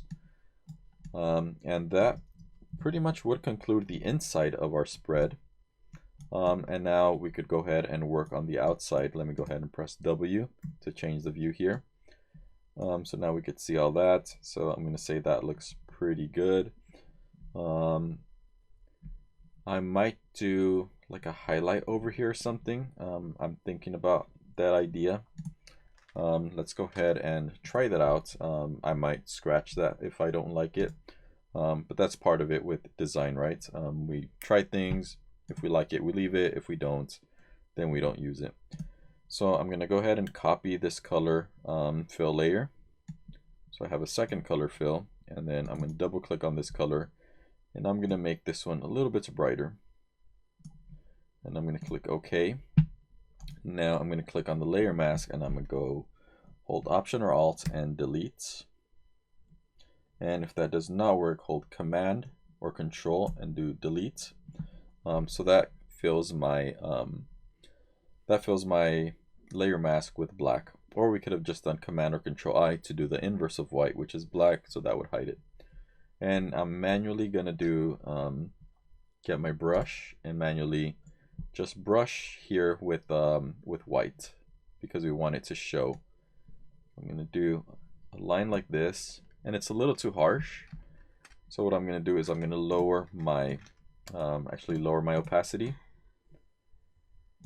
and I'm gonna make my brush a little bit bigger, and I'm gonna brush again maybe a couple times just to get rid of that harshness. So now I have like a nice blend, and I'm gonna lower my opacity a little bit more, like 10%, and drag that just along those edges. So that gives me a nice gradient. So I could turn this layer off and on. So now I can see that. Let me go ahead and save this, and let me return to my InDesign file, and let me refresh that page. So I could click up here, press W, and I'm actually liking how that looks. So I'm going to go ahead and leave that. So that's going to be my layout for the inside spread. And now let's go ahead and work on the outside spread. So I'm going to save this my InDesign file, and I'm going to close this inside spread Photoshop file since I no longer have any changes to make here.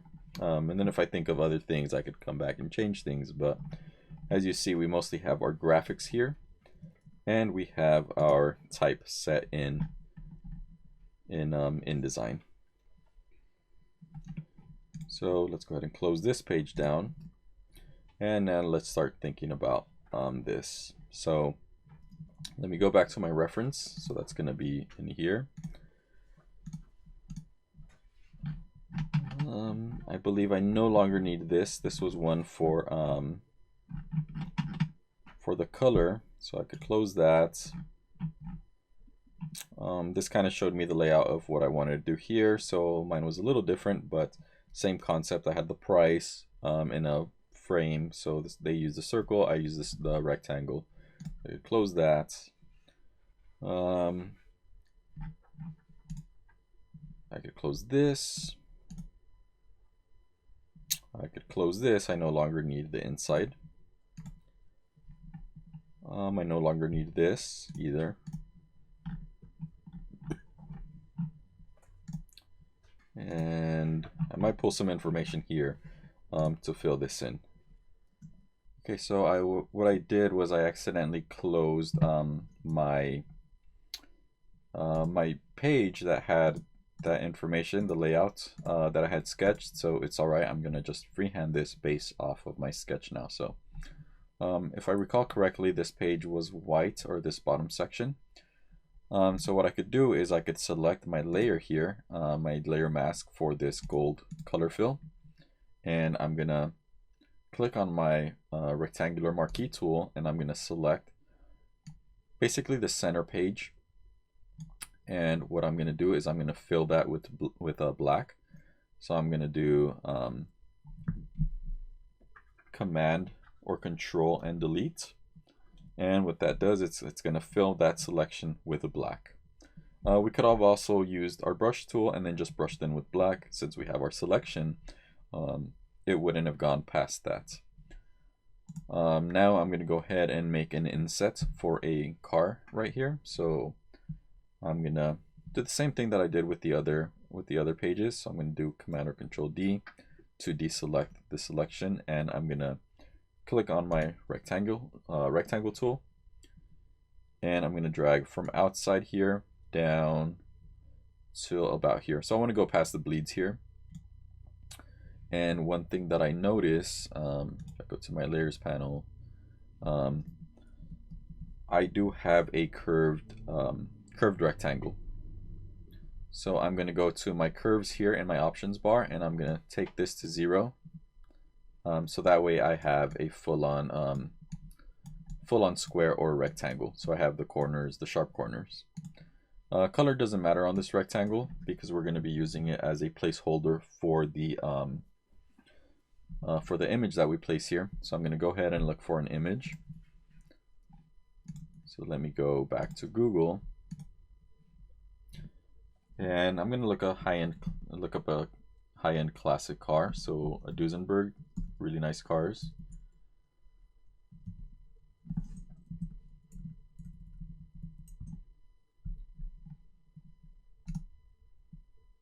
And I'm gonna look for maybe this one, or actually before that, let's go ahead and look for a large size image. That way we know it's gonna work. And this one was, so kind of like this one. So let me go ahead and open this. Open this image in a new tab, and let's go ahead, and it's a little bit pixelated. Let me see if I find something else. Or let's open this one.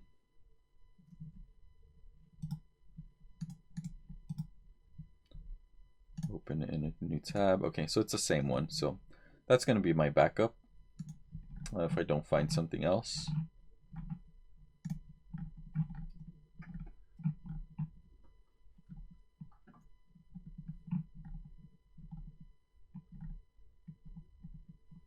This one's another nice one. So let's see what this one looks like.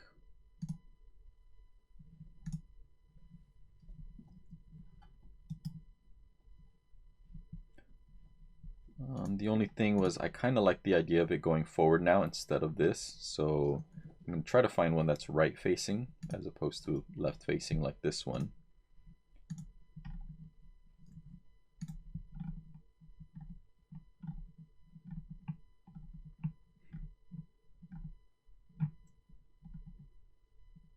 I'm going to say this one looks pretty neat.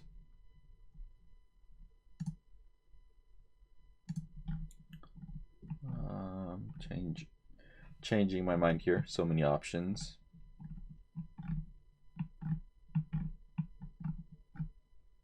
Let's go back and I'm going to stick with my original for now.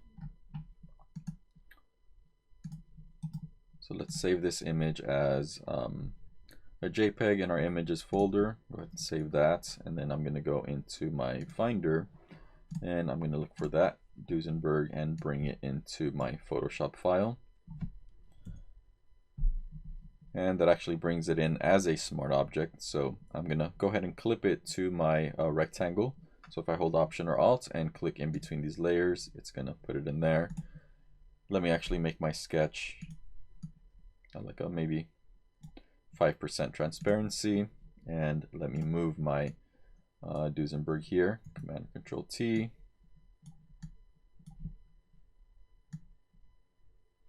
So I do wish this photo had a little bit more background to it, just so the car would fit nicely. Unfortunately, I do not have that, and so I'm going to place it something like this. So I'm going to have to trim it just a little bit.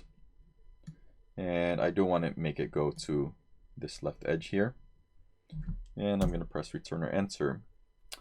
I should have left my outside spread, my inside spread open because I do want to carry over those effects for the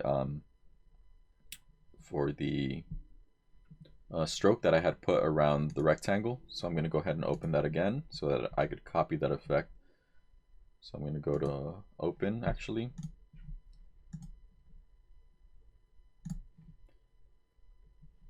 And I'm going to go into my advertising brochure folder and I'm going to open up my inside spread. So now I'm going to go ahead and copy my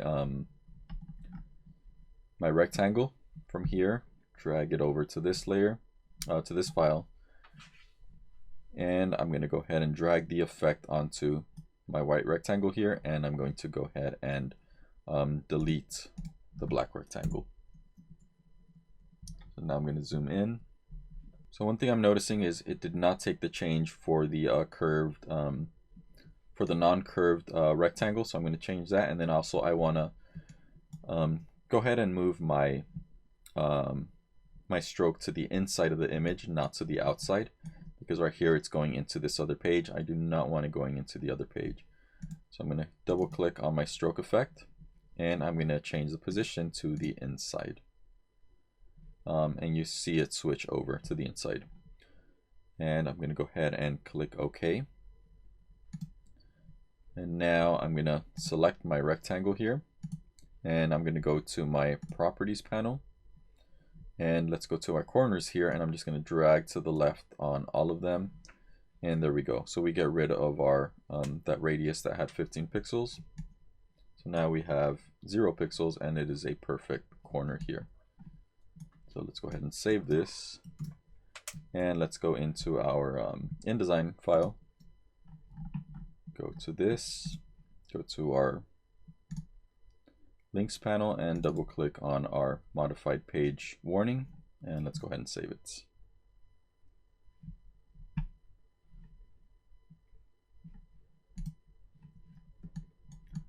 Now we could start thinking about maybe placing a logo or some information here.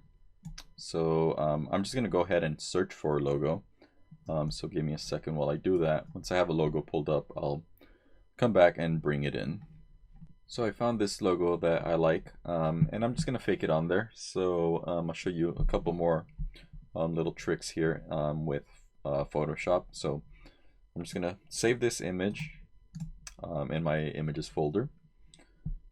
This time I'm going to name it. So I've been having a bad habit of just saving the files as is, but you know, starting to have a lot of files with just numbers and letters, and it's hard to read. So I'm just going to name this logo. If you want to go ahead and create a logo in Illustrator, that's fine. That's great, actually. Go ahead and do that. Just for the sake of time, I'm just going to use a logo that was already created. And then I'm going to go ahead and open it in Photoshop. So go to Photoshop, File, Open, and I'm going to go ahead and go into my Images folder, open up that logo file, and I'm going to use my Magic Wand tool to select the white. I want to make sure contiguous is not checked. So if I do contiguous, and if I click, it's only going to select the white that is all connected, so it's not choosing anything inside. If I do contiguous not checked, and I deselect, let me zoom in a little bit. Now if I select the white, it's going to choose all the white. Doesn't matter if it's connected or not. Now I could click on my layer mask, and then I'm going to inverse it, so Command or Control I. And let me go ahead and right click and convert this to a smart object.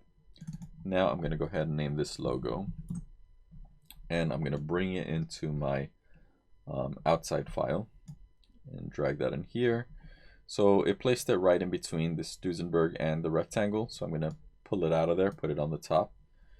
I'm going to unclip this, so I'm going to hold Option or Alt and click in between these layers. So now I have my logo there. So I'm going to click on my Move tool, move it. This actually created a really nice spot for it here.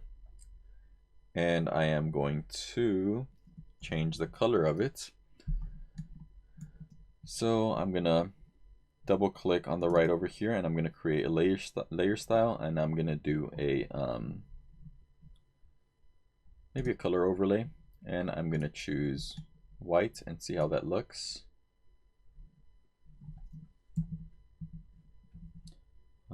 So it's up to me if I want it subtle. Let me try black. Black actually looks pretty good, and actually let me go into my just to stay consistent with things, let me go into my InDesign file and recall my my type here, which originally came from this price. So I want to get in here, and I want to see the swatch for it. If I double click on it, I could see it is 70, 64, 63, 63. So I'm going to do that on the on that color. So 70, 64, 63, 63. So again, double click on the logo to the right, color overlay. Click on this, and then on CMYK, I'm going to do 70, 64, 63, and 63. And go ahead and click OK and OK. So that worked out pretty well. And I'm going to go ahead and maybe put an inset right here. Actually, all of this we could probably leave in, create in InDesign. So let me go ahead and save this. I'm going to leave my sketch on for now, just so that I could follow it along in InDesign. So once we save this, go into our InDesign file, go back to the front, and let's go to our links and update this. So now we have our logo there. Let's press W. One thing that I noticed, the logo is slightly outside of this margin. It's not too much, so we could probably live with it. But let's actually bring it in.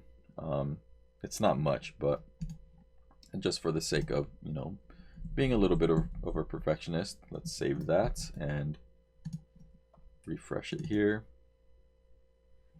And again, it's just ever so slightly outside, but I'm going to call that good, because if we bring it in, the bottom of this logo is going to it's going to touch this area, so we're going to have a weird tangent there. So I'm going to say this is good for us.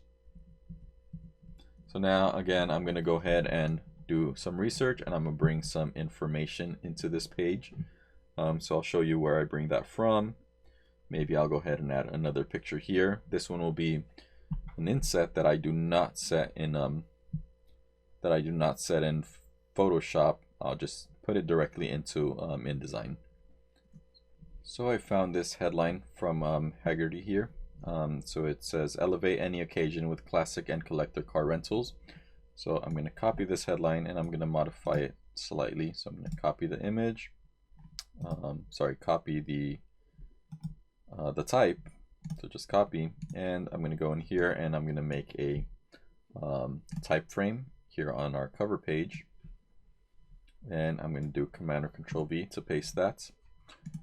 And for now, let me go ahead and go into my paragraph styles, and I'm going to do the car type.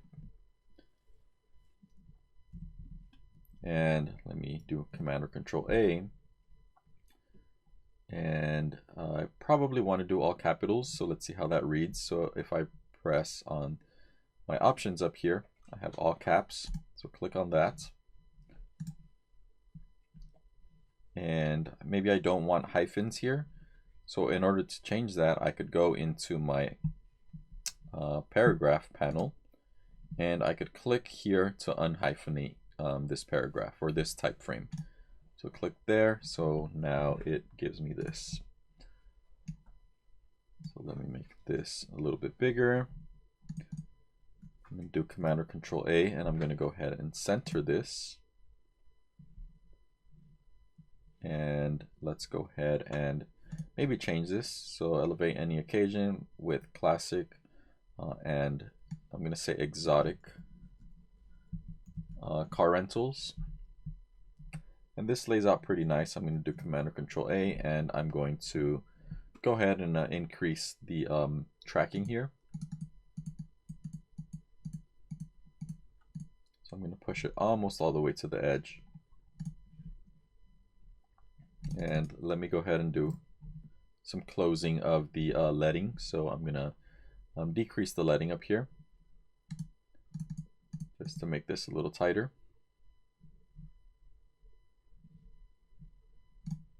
And maybe I want to break this up. So I'm going to use some soft returns here because we want to keep this all the same paragraph. So you could see the difference. Visually, nothing is going to change between a hard return or a regular or a soft return. But let me show you the hidden characters. So those dots mean that there are spaces.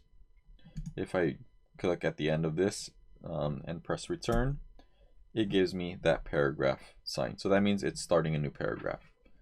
If I undo that, if I hold Shift and return or enter, that gives me this line, which means it is a soft return. So it's still the same paragraph, I'm just forcing the line down.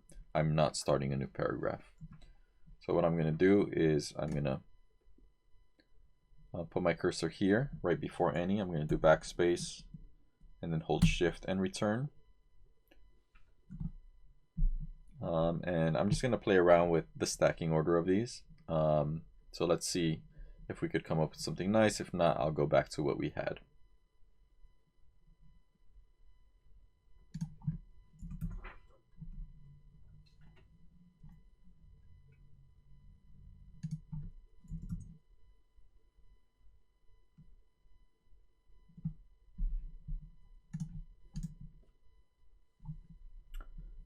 Okay, so I'm actually not liking this, so I'm just gonna undo this and go back to what I had. Maybe I'll close up my my tracking a little bit, and I'm gonna leave it something like that. So I'm gonna have a nice headline here, and then I'm gonna add some more information. So again, do a bit of a search here. Maybe I could just bring in a paragraph. So I have a paragraph here. I'm just going to copy this. Copy, and then I'm going to make a text frame here. Let me press W so we could go back to this view. Make this a little smaller.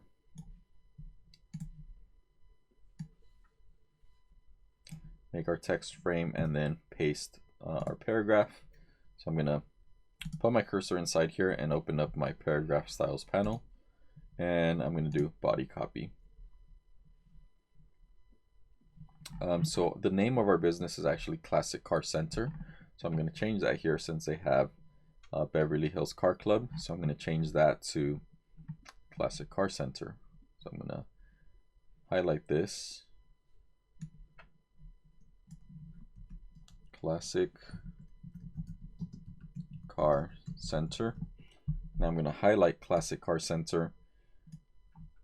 And I'm going to change this part from ATC Coral Normal to Italic, because that is the name of our business. And actually I don't want hyphens in here within our text frame. So let's go ahead and go into our paragraph panel and remove the hyphens. So we can see this stacks it a little bit nicer. Now I'm going to increase the tracking here on everything just so that it pushes. So we don't have your needs here on the very last line. So we could possibly have more letters there or more words. So I'm going to highlight this all, and I'm going to increase the tracking to maybe 5. So we get a little bit more. Let's go ahead and try 10. So increase it a little bit. Let's keep going, pushing the envelope here. Okay, so I increased it to 30 and it's still legible, still looks pretty good. And next thing I'm going to do is I'm going to add a phone number here and a website. So let me go ahead and maybe take both of these up a little bit. And I'll go ahead and add our information for the business here. So this I'm going to completely make up. So I'm going to create a new type frame. I'm going to put both of these within the same type frame. So I'm going to center this. So I could go up to my options here, and I'm going to type in a phone number. So obviously made up. So 818-555-5555.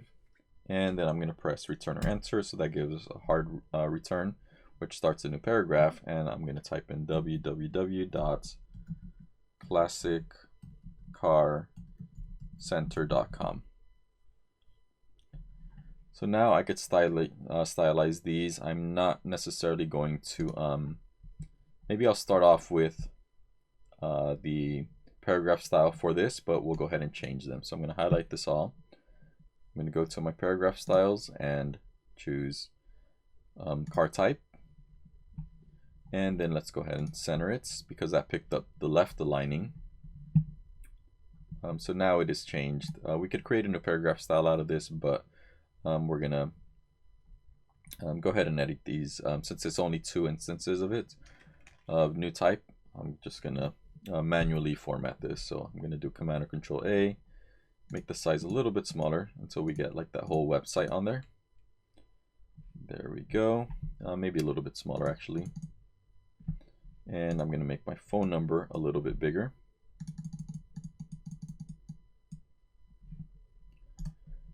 And now if I double click here, actually triple click on our website, and if I hold Option or Alt and press down, that is a shortcut to increase the leading between both of these. I'm going to push this down and I'm going to call that good. Looks a little weird with all those 5, so I'm just going to put in random numbers. So let's change the phone number. And the reason why I like this font is because it has these numbers going staggering. So these are a little bit higher. This part of the 5 goes lower, this part of the 3. So I think that looks pretty cool. So let me go ahead and save this. And we'll go ahead and add some more information now to the back. So for the back, I'm going to keep it simple. You know, when you have usually the back of a pamphlet or a brochure like this, You might have the logo, and then you might have some information that customers or clients might need. So I'm just going to add, again, the website, the phone number, and the location. As well as that, I'm going to go ahead and add a couple icons for those, just to make it a little more interesting. So let me go ahead and go into Photoshop so I could bring my logo. I'm going to make a copy of my logo. I'm going to bring that over here. So all I did was simply hold Option or Alt and drag the layer. So that makes a copy, and I'm going to place it right here. What I want to do is I want to follow the Smart Guide here.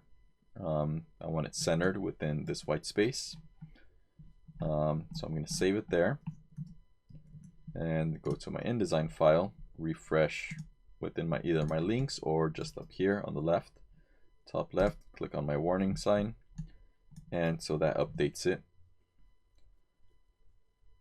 And now let me go ahead and look for a few icons for the phone number, website, and location.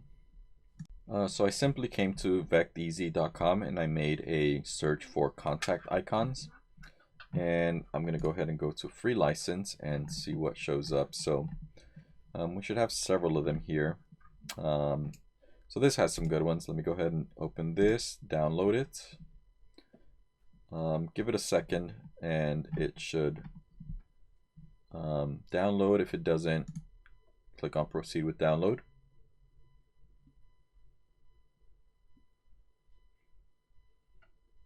And so that downloaded a zipped folder. So if you happen to do something like this, go ahead and open up your Finder, and I'm going to go ahead and put these within my images folder. So let me open my downloads, and I'm going to drag that vecteasy file into my folder, and I'm going to unzip it or extract everything within, and I'm going to go ahead and open up the EPS file. Should open up in Illustrator. We do have a JPEG file, so we could do some masking there, but let's take advantage of our vectors here, and we're gonna right click on EPS and open with Illustrator, or you could just go to Illustrator and then go to File, Open, and open this file. So now what I could do is actually, I'm gonna put these inside of InDesign as is. So I'm gonna select the home icon, Command or Control C. Remember, InDesign, Illustrator, and Photoshop all play really well together. So I could just copy these vector shapes. I could go into InDesign and I could do Command or Control V to paste it. So I could hold Shift as I scale down. So I'm gonna have one icon there. Go back to Illustrator. I also wanted the phone. Because we want to add the phone number.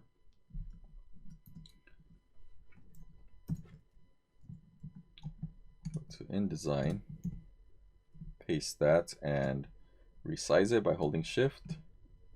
So we have a phone. We need an address, the physical address, and the web address. So maybe this one's going to be our physical location.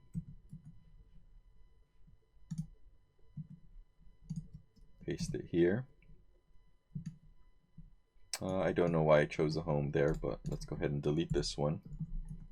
And if I go to my Illustrator file, let's do the address.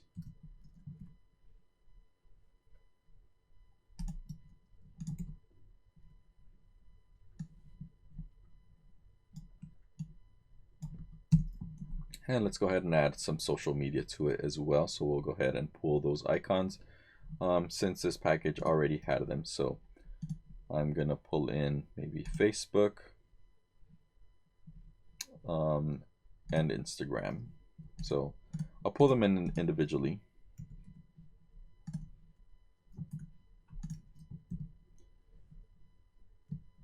And the good thing about these icons here that I'm bringing them in as vectors, I could change the color within here. If you notice, I could choose the color there. So let me go back to the Illustrator and copy those icons.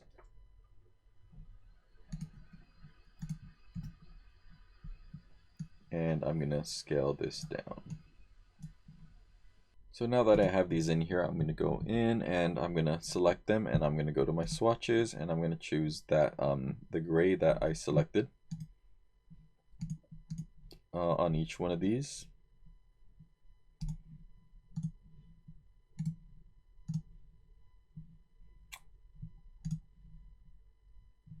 So these have a couple of shapes within them. So if I double click, then I could target that. And now this changes. If I just select it once, it gives me a question mark. That's because there are several shapes to it. So I'm just double clicking in the black area here, and I'm going to select the gray. And the same thing with this one. Double click, and I could get in there and change that. So now let me make them all the same size. So I'm going to drag a guide maybe right here till it snaps in there, and the bottom here. So I'm matching this one, so I'm gonna select this one and drag it to the left, holding shift. Now I'm gonna match this one up with the top guides right here, and I'm gonna hold shift and drag it up until it snaps there. Move that one out of the way. Do that to the next one. So let me zoom in a little bit so you see what I'm doing. I snap it into the top line, and I'm holding shift at the bottom corner. So I'm essentially making these all the same height.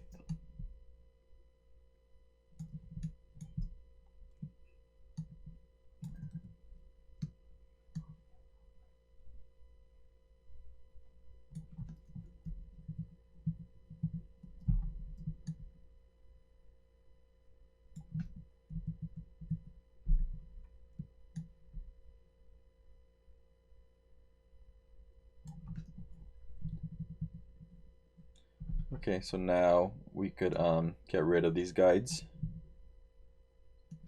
Now that they are all the same size, I could select them all, hold shift, and scale them all down equally as well. So I'm going to go ahead and start off with maybe the phone up here. I'm going to center this icon, and then I'm going to do a text frame with the phone below it. Or maybe I could do it on the left hand side actually. Might like that better. And then I'm going to do the web address. And then the location. And I'll go ahead and add the social media here. So something like this. I want to space them out evenly here. Now I'm going to go ahead and add actually a text frame, and I'm going to create a big text frame here. And I'm going to go ahead and add the number. I'm going to copy the number from here actually. Copy everything from here actually. The website and the phone number, Command or Control C. Go over here, put my cursor back in here, Command or Control V. So I have my phone number, my website. I'm going to add an address for location. So I'm going to do Command or Control A. I'm just going to give me a nice smaller font and make these left aligned. And after this, I'm going to press Return or Enter. So now I'm going to do a web address. So I'm going to completely make this up. 1, 2, 3, 5, and then I'm going to say Beverly Hills Boulevard. Press Return or Enter. Actually, I'm going to keep it at the same paragraph, so I'm going to hold Shift and press Return or Enter. And I'm going to do Beverly Hills, California. I don't know the zip code, so I'm just going to make it up.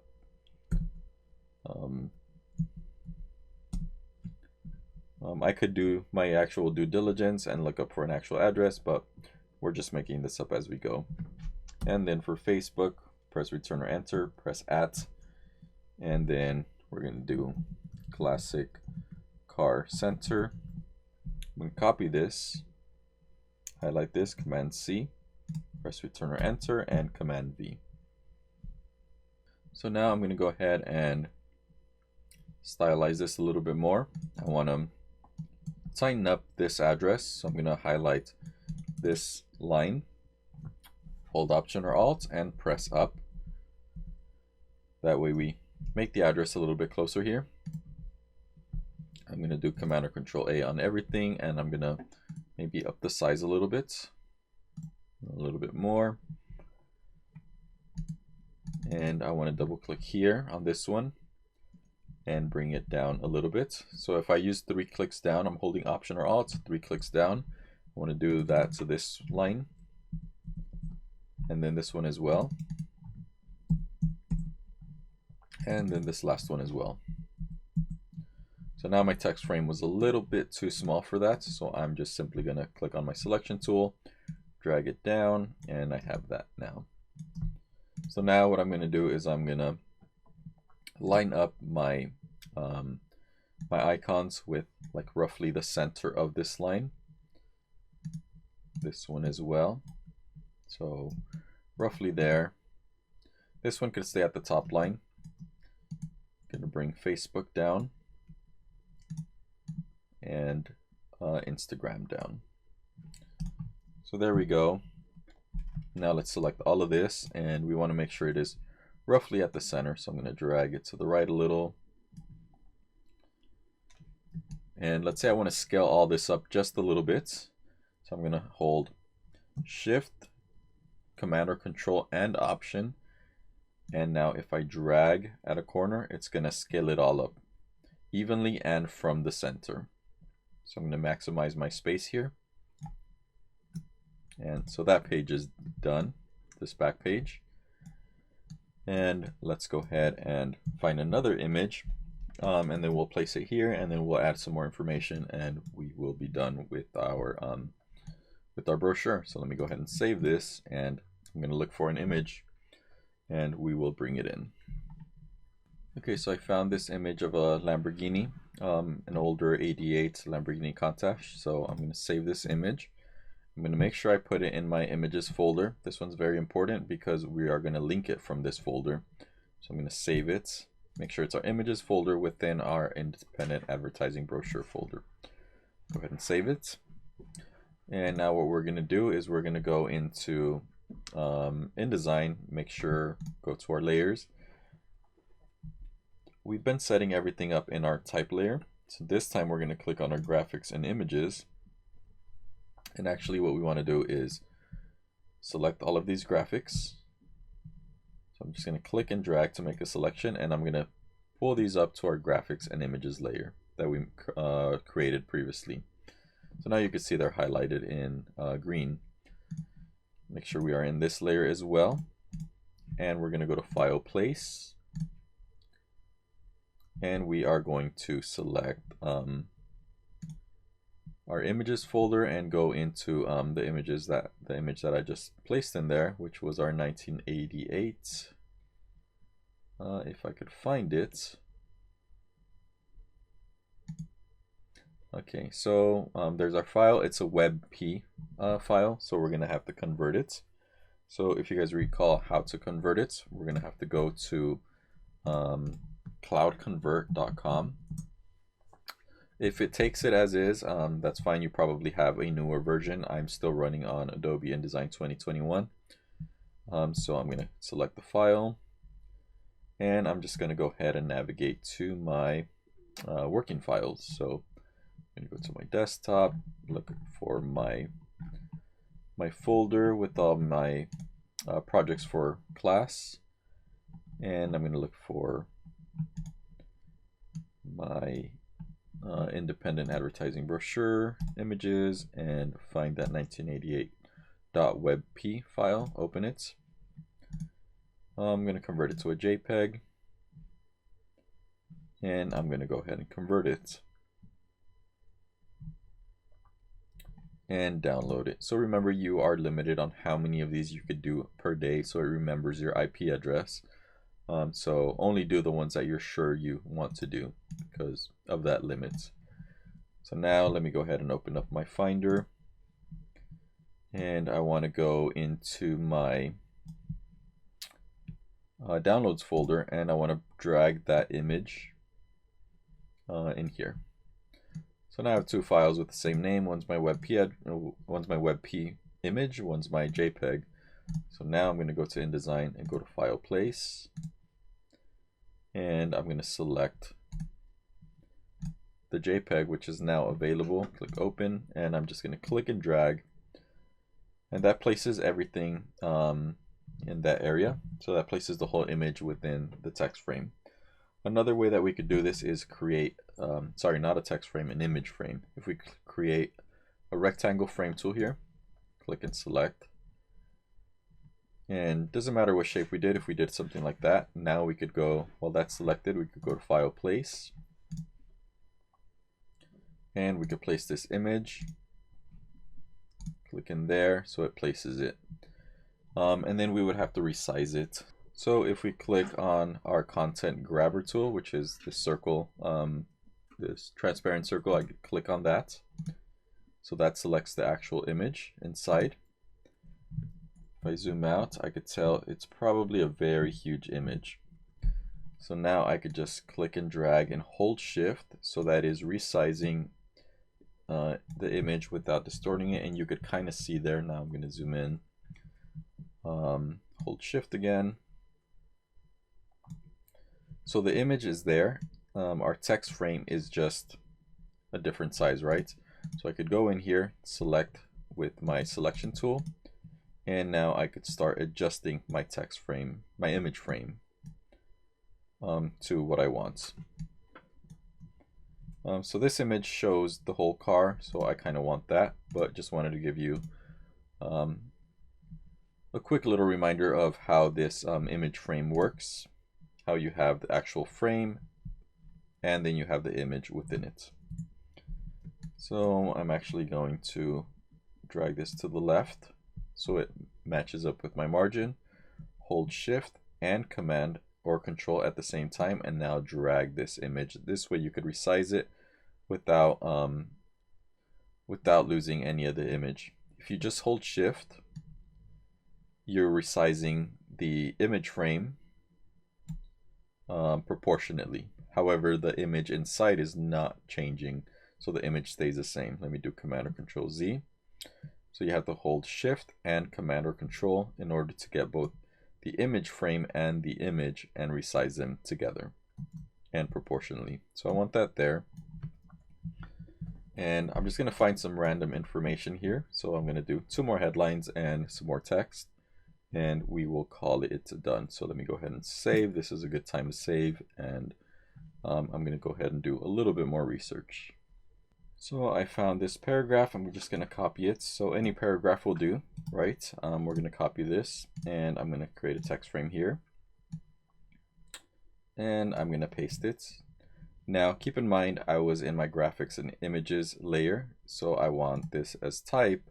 So I'm going to click on my selection tool, and I'm going to drag it from this green or whatever color you choose for your layer, or whatever color InDesign chose, and drag it down into our type layer. So we want to keep consistent with that. And now I'm going to put my cursor in here, and we're going to choose our paragraph styles, and we're going to choose body copy. So at this time, let me go ahead and make this text frame a little bit bigger. So it was a pretty long paragraph. Let me go ahead and choose my image here and bring it down so we don't have to follow this exactly. Let me go ahead and zoom in. If you recall, the name of our business is Classic Car Center, so I'm going to change that in here. So I'm going to make this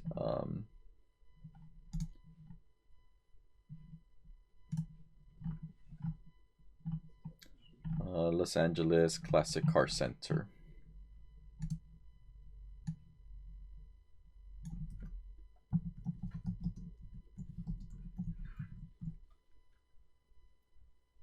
And I'm going to do Command or Control A, and I'm just going to bump up my tracking just a little bit. So that way we have a nice sentence over here.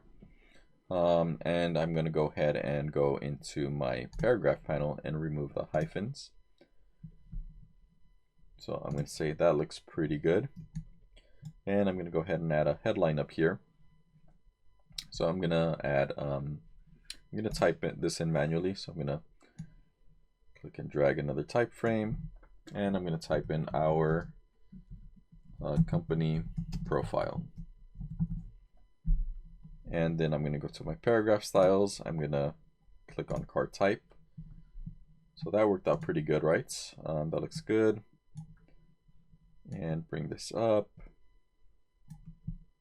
Bring this image up a little bit.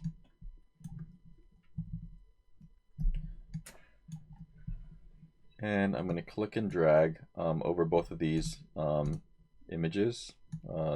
Actually, both of our text frames to copy them. So I'm going to select both of these, hold Option or Alt, hold Shift, and drag this down. And in our company profile, I'm going to double click and I'm going to name this Our Services. I'm going to give this a little bit of breathing room, so I'm going to drag this image down and I'm going to find another paragraph for services. And click and drag on this, copy it, put our cursor in here, Command or Control A. So that selects everything, and then if I do Command or Control V, it's just going to place that paragraph right over this, but it's still going to have our body copy. So I'm going to call that good. Now I'm going to go into Photoshop, and I'm going to remove that background here, that sketch. So I'm going to turn that off, and I'm going to try something out. So let me double click on this. I'm going to copy this color code here, just because I'm thinking about using this for either our icons or our text in the back. And it might work, it might not, but it's a good time to try something a little bit different, and we'll see if it works. So click OK, Command or Control S, and let me go to save it. Let me go to my InDesign file, and let me put my cursor in here. Command or Control A. Double click here. I'm gonna select this. Click OK, and let's see if that works. Looks a little light. Let me refresh this. So I kind of like the look of this, but the color is a little bit too light. So what I could do is I could do Command or Control A and select this color. Click on my hue right here, click on the H, and I'm just going to drag down and to the right a little, just to make it a little bit darker. Click OK. And let me press W. So I think that's some nice contrast between all the colors. That way we stay consistent. Let me bring this image down a little bit.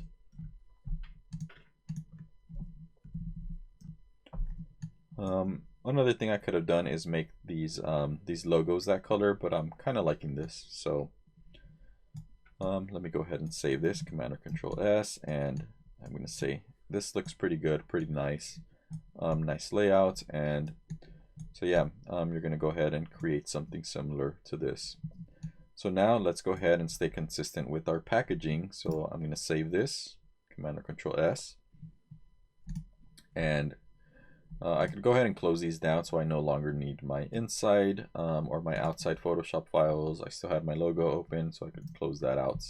I'm not going to save this. And go to InDesign. Now I'm going to go to File Save. It looks like it's having some issues because it's saying it's not saved based on this little star. So let's try to package this. Let's go to File, Package. That way we could collect all of our fonts, all of our images. I might have hit a glitch here, so I might have to restart. So if I have to do that, I'll be right back. Okay, so unfortunately, I had to restart my computer. It wasn't saving anything. It wasn't allowing me to create a package or anything. So first thing we want to do is we want to create a PDF out of this. So we're going to go to File, Export, and then choose Adobe PDF for print. We want to make sure we are in the same folder where we have our InDesign file, and then go ahead and click Save. And if we go right here in the first place where we have pages, let's go ahead and change this to spreads, because we have these are technically individual pages, so we do not want it to show the separate pages in a row. We want this to show the spread, so it's going to show 2 spreads versus the 6 pages, the 3 front ones and the 3 back ones. And let's go ahead and make sure view PDF after exporting is checked on. So click export.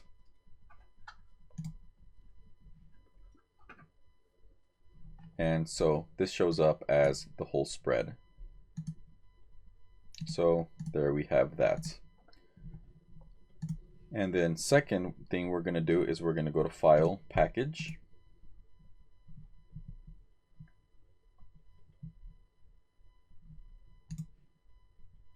And we are going to go through these settings. Everything looks pretty good.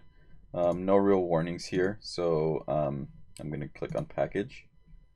And it says the publication must be saved. So let's go ahead and click Save.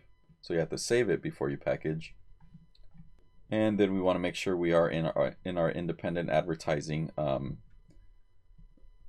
brochure folder, and make sure you have all these settings checked on. So I have copy fonts, that we're gathering the fonts, copy link graphics, update graphic links in package, so it's giving us our any images that are linked and updating everything. We want to make sure we always include the IDML page.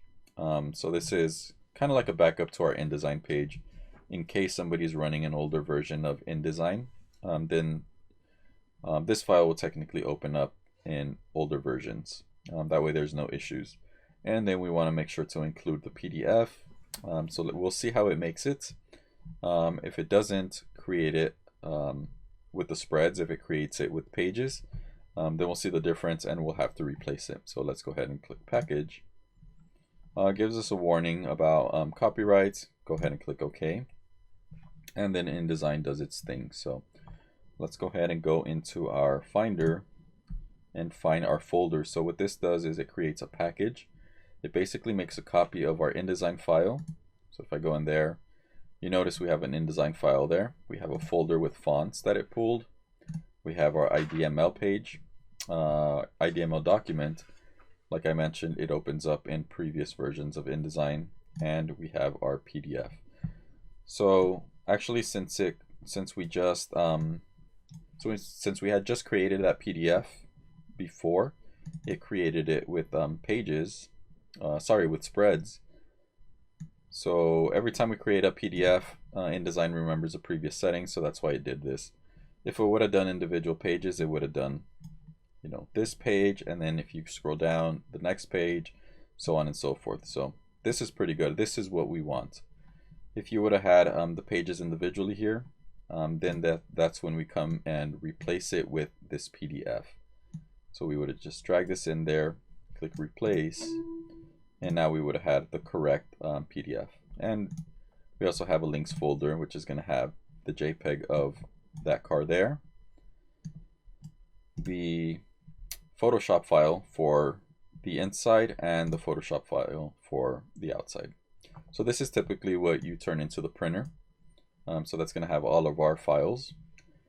So what you should do now is go ahead and right click on our folder that we just created, basically our package, and we're going to go ahead and compress it. So right click compress on a Mac. On a PC, you're going to right click and then you're going to say send to, and then I believe it's compress or zip or something along those lines. If you have any questions, call me over and I'll help you compress it. And then what you're going to turn into Schoology is going to be this zipped folder that's going to have everything. So make sure you turn that in. And we are essentially done with this project. So thank you once again for following along, and we'll see you on the next one.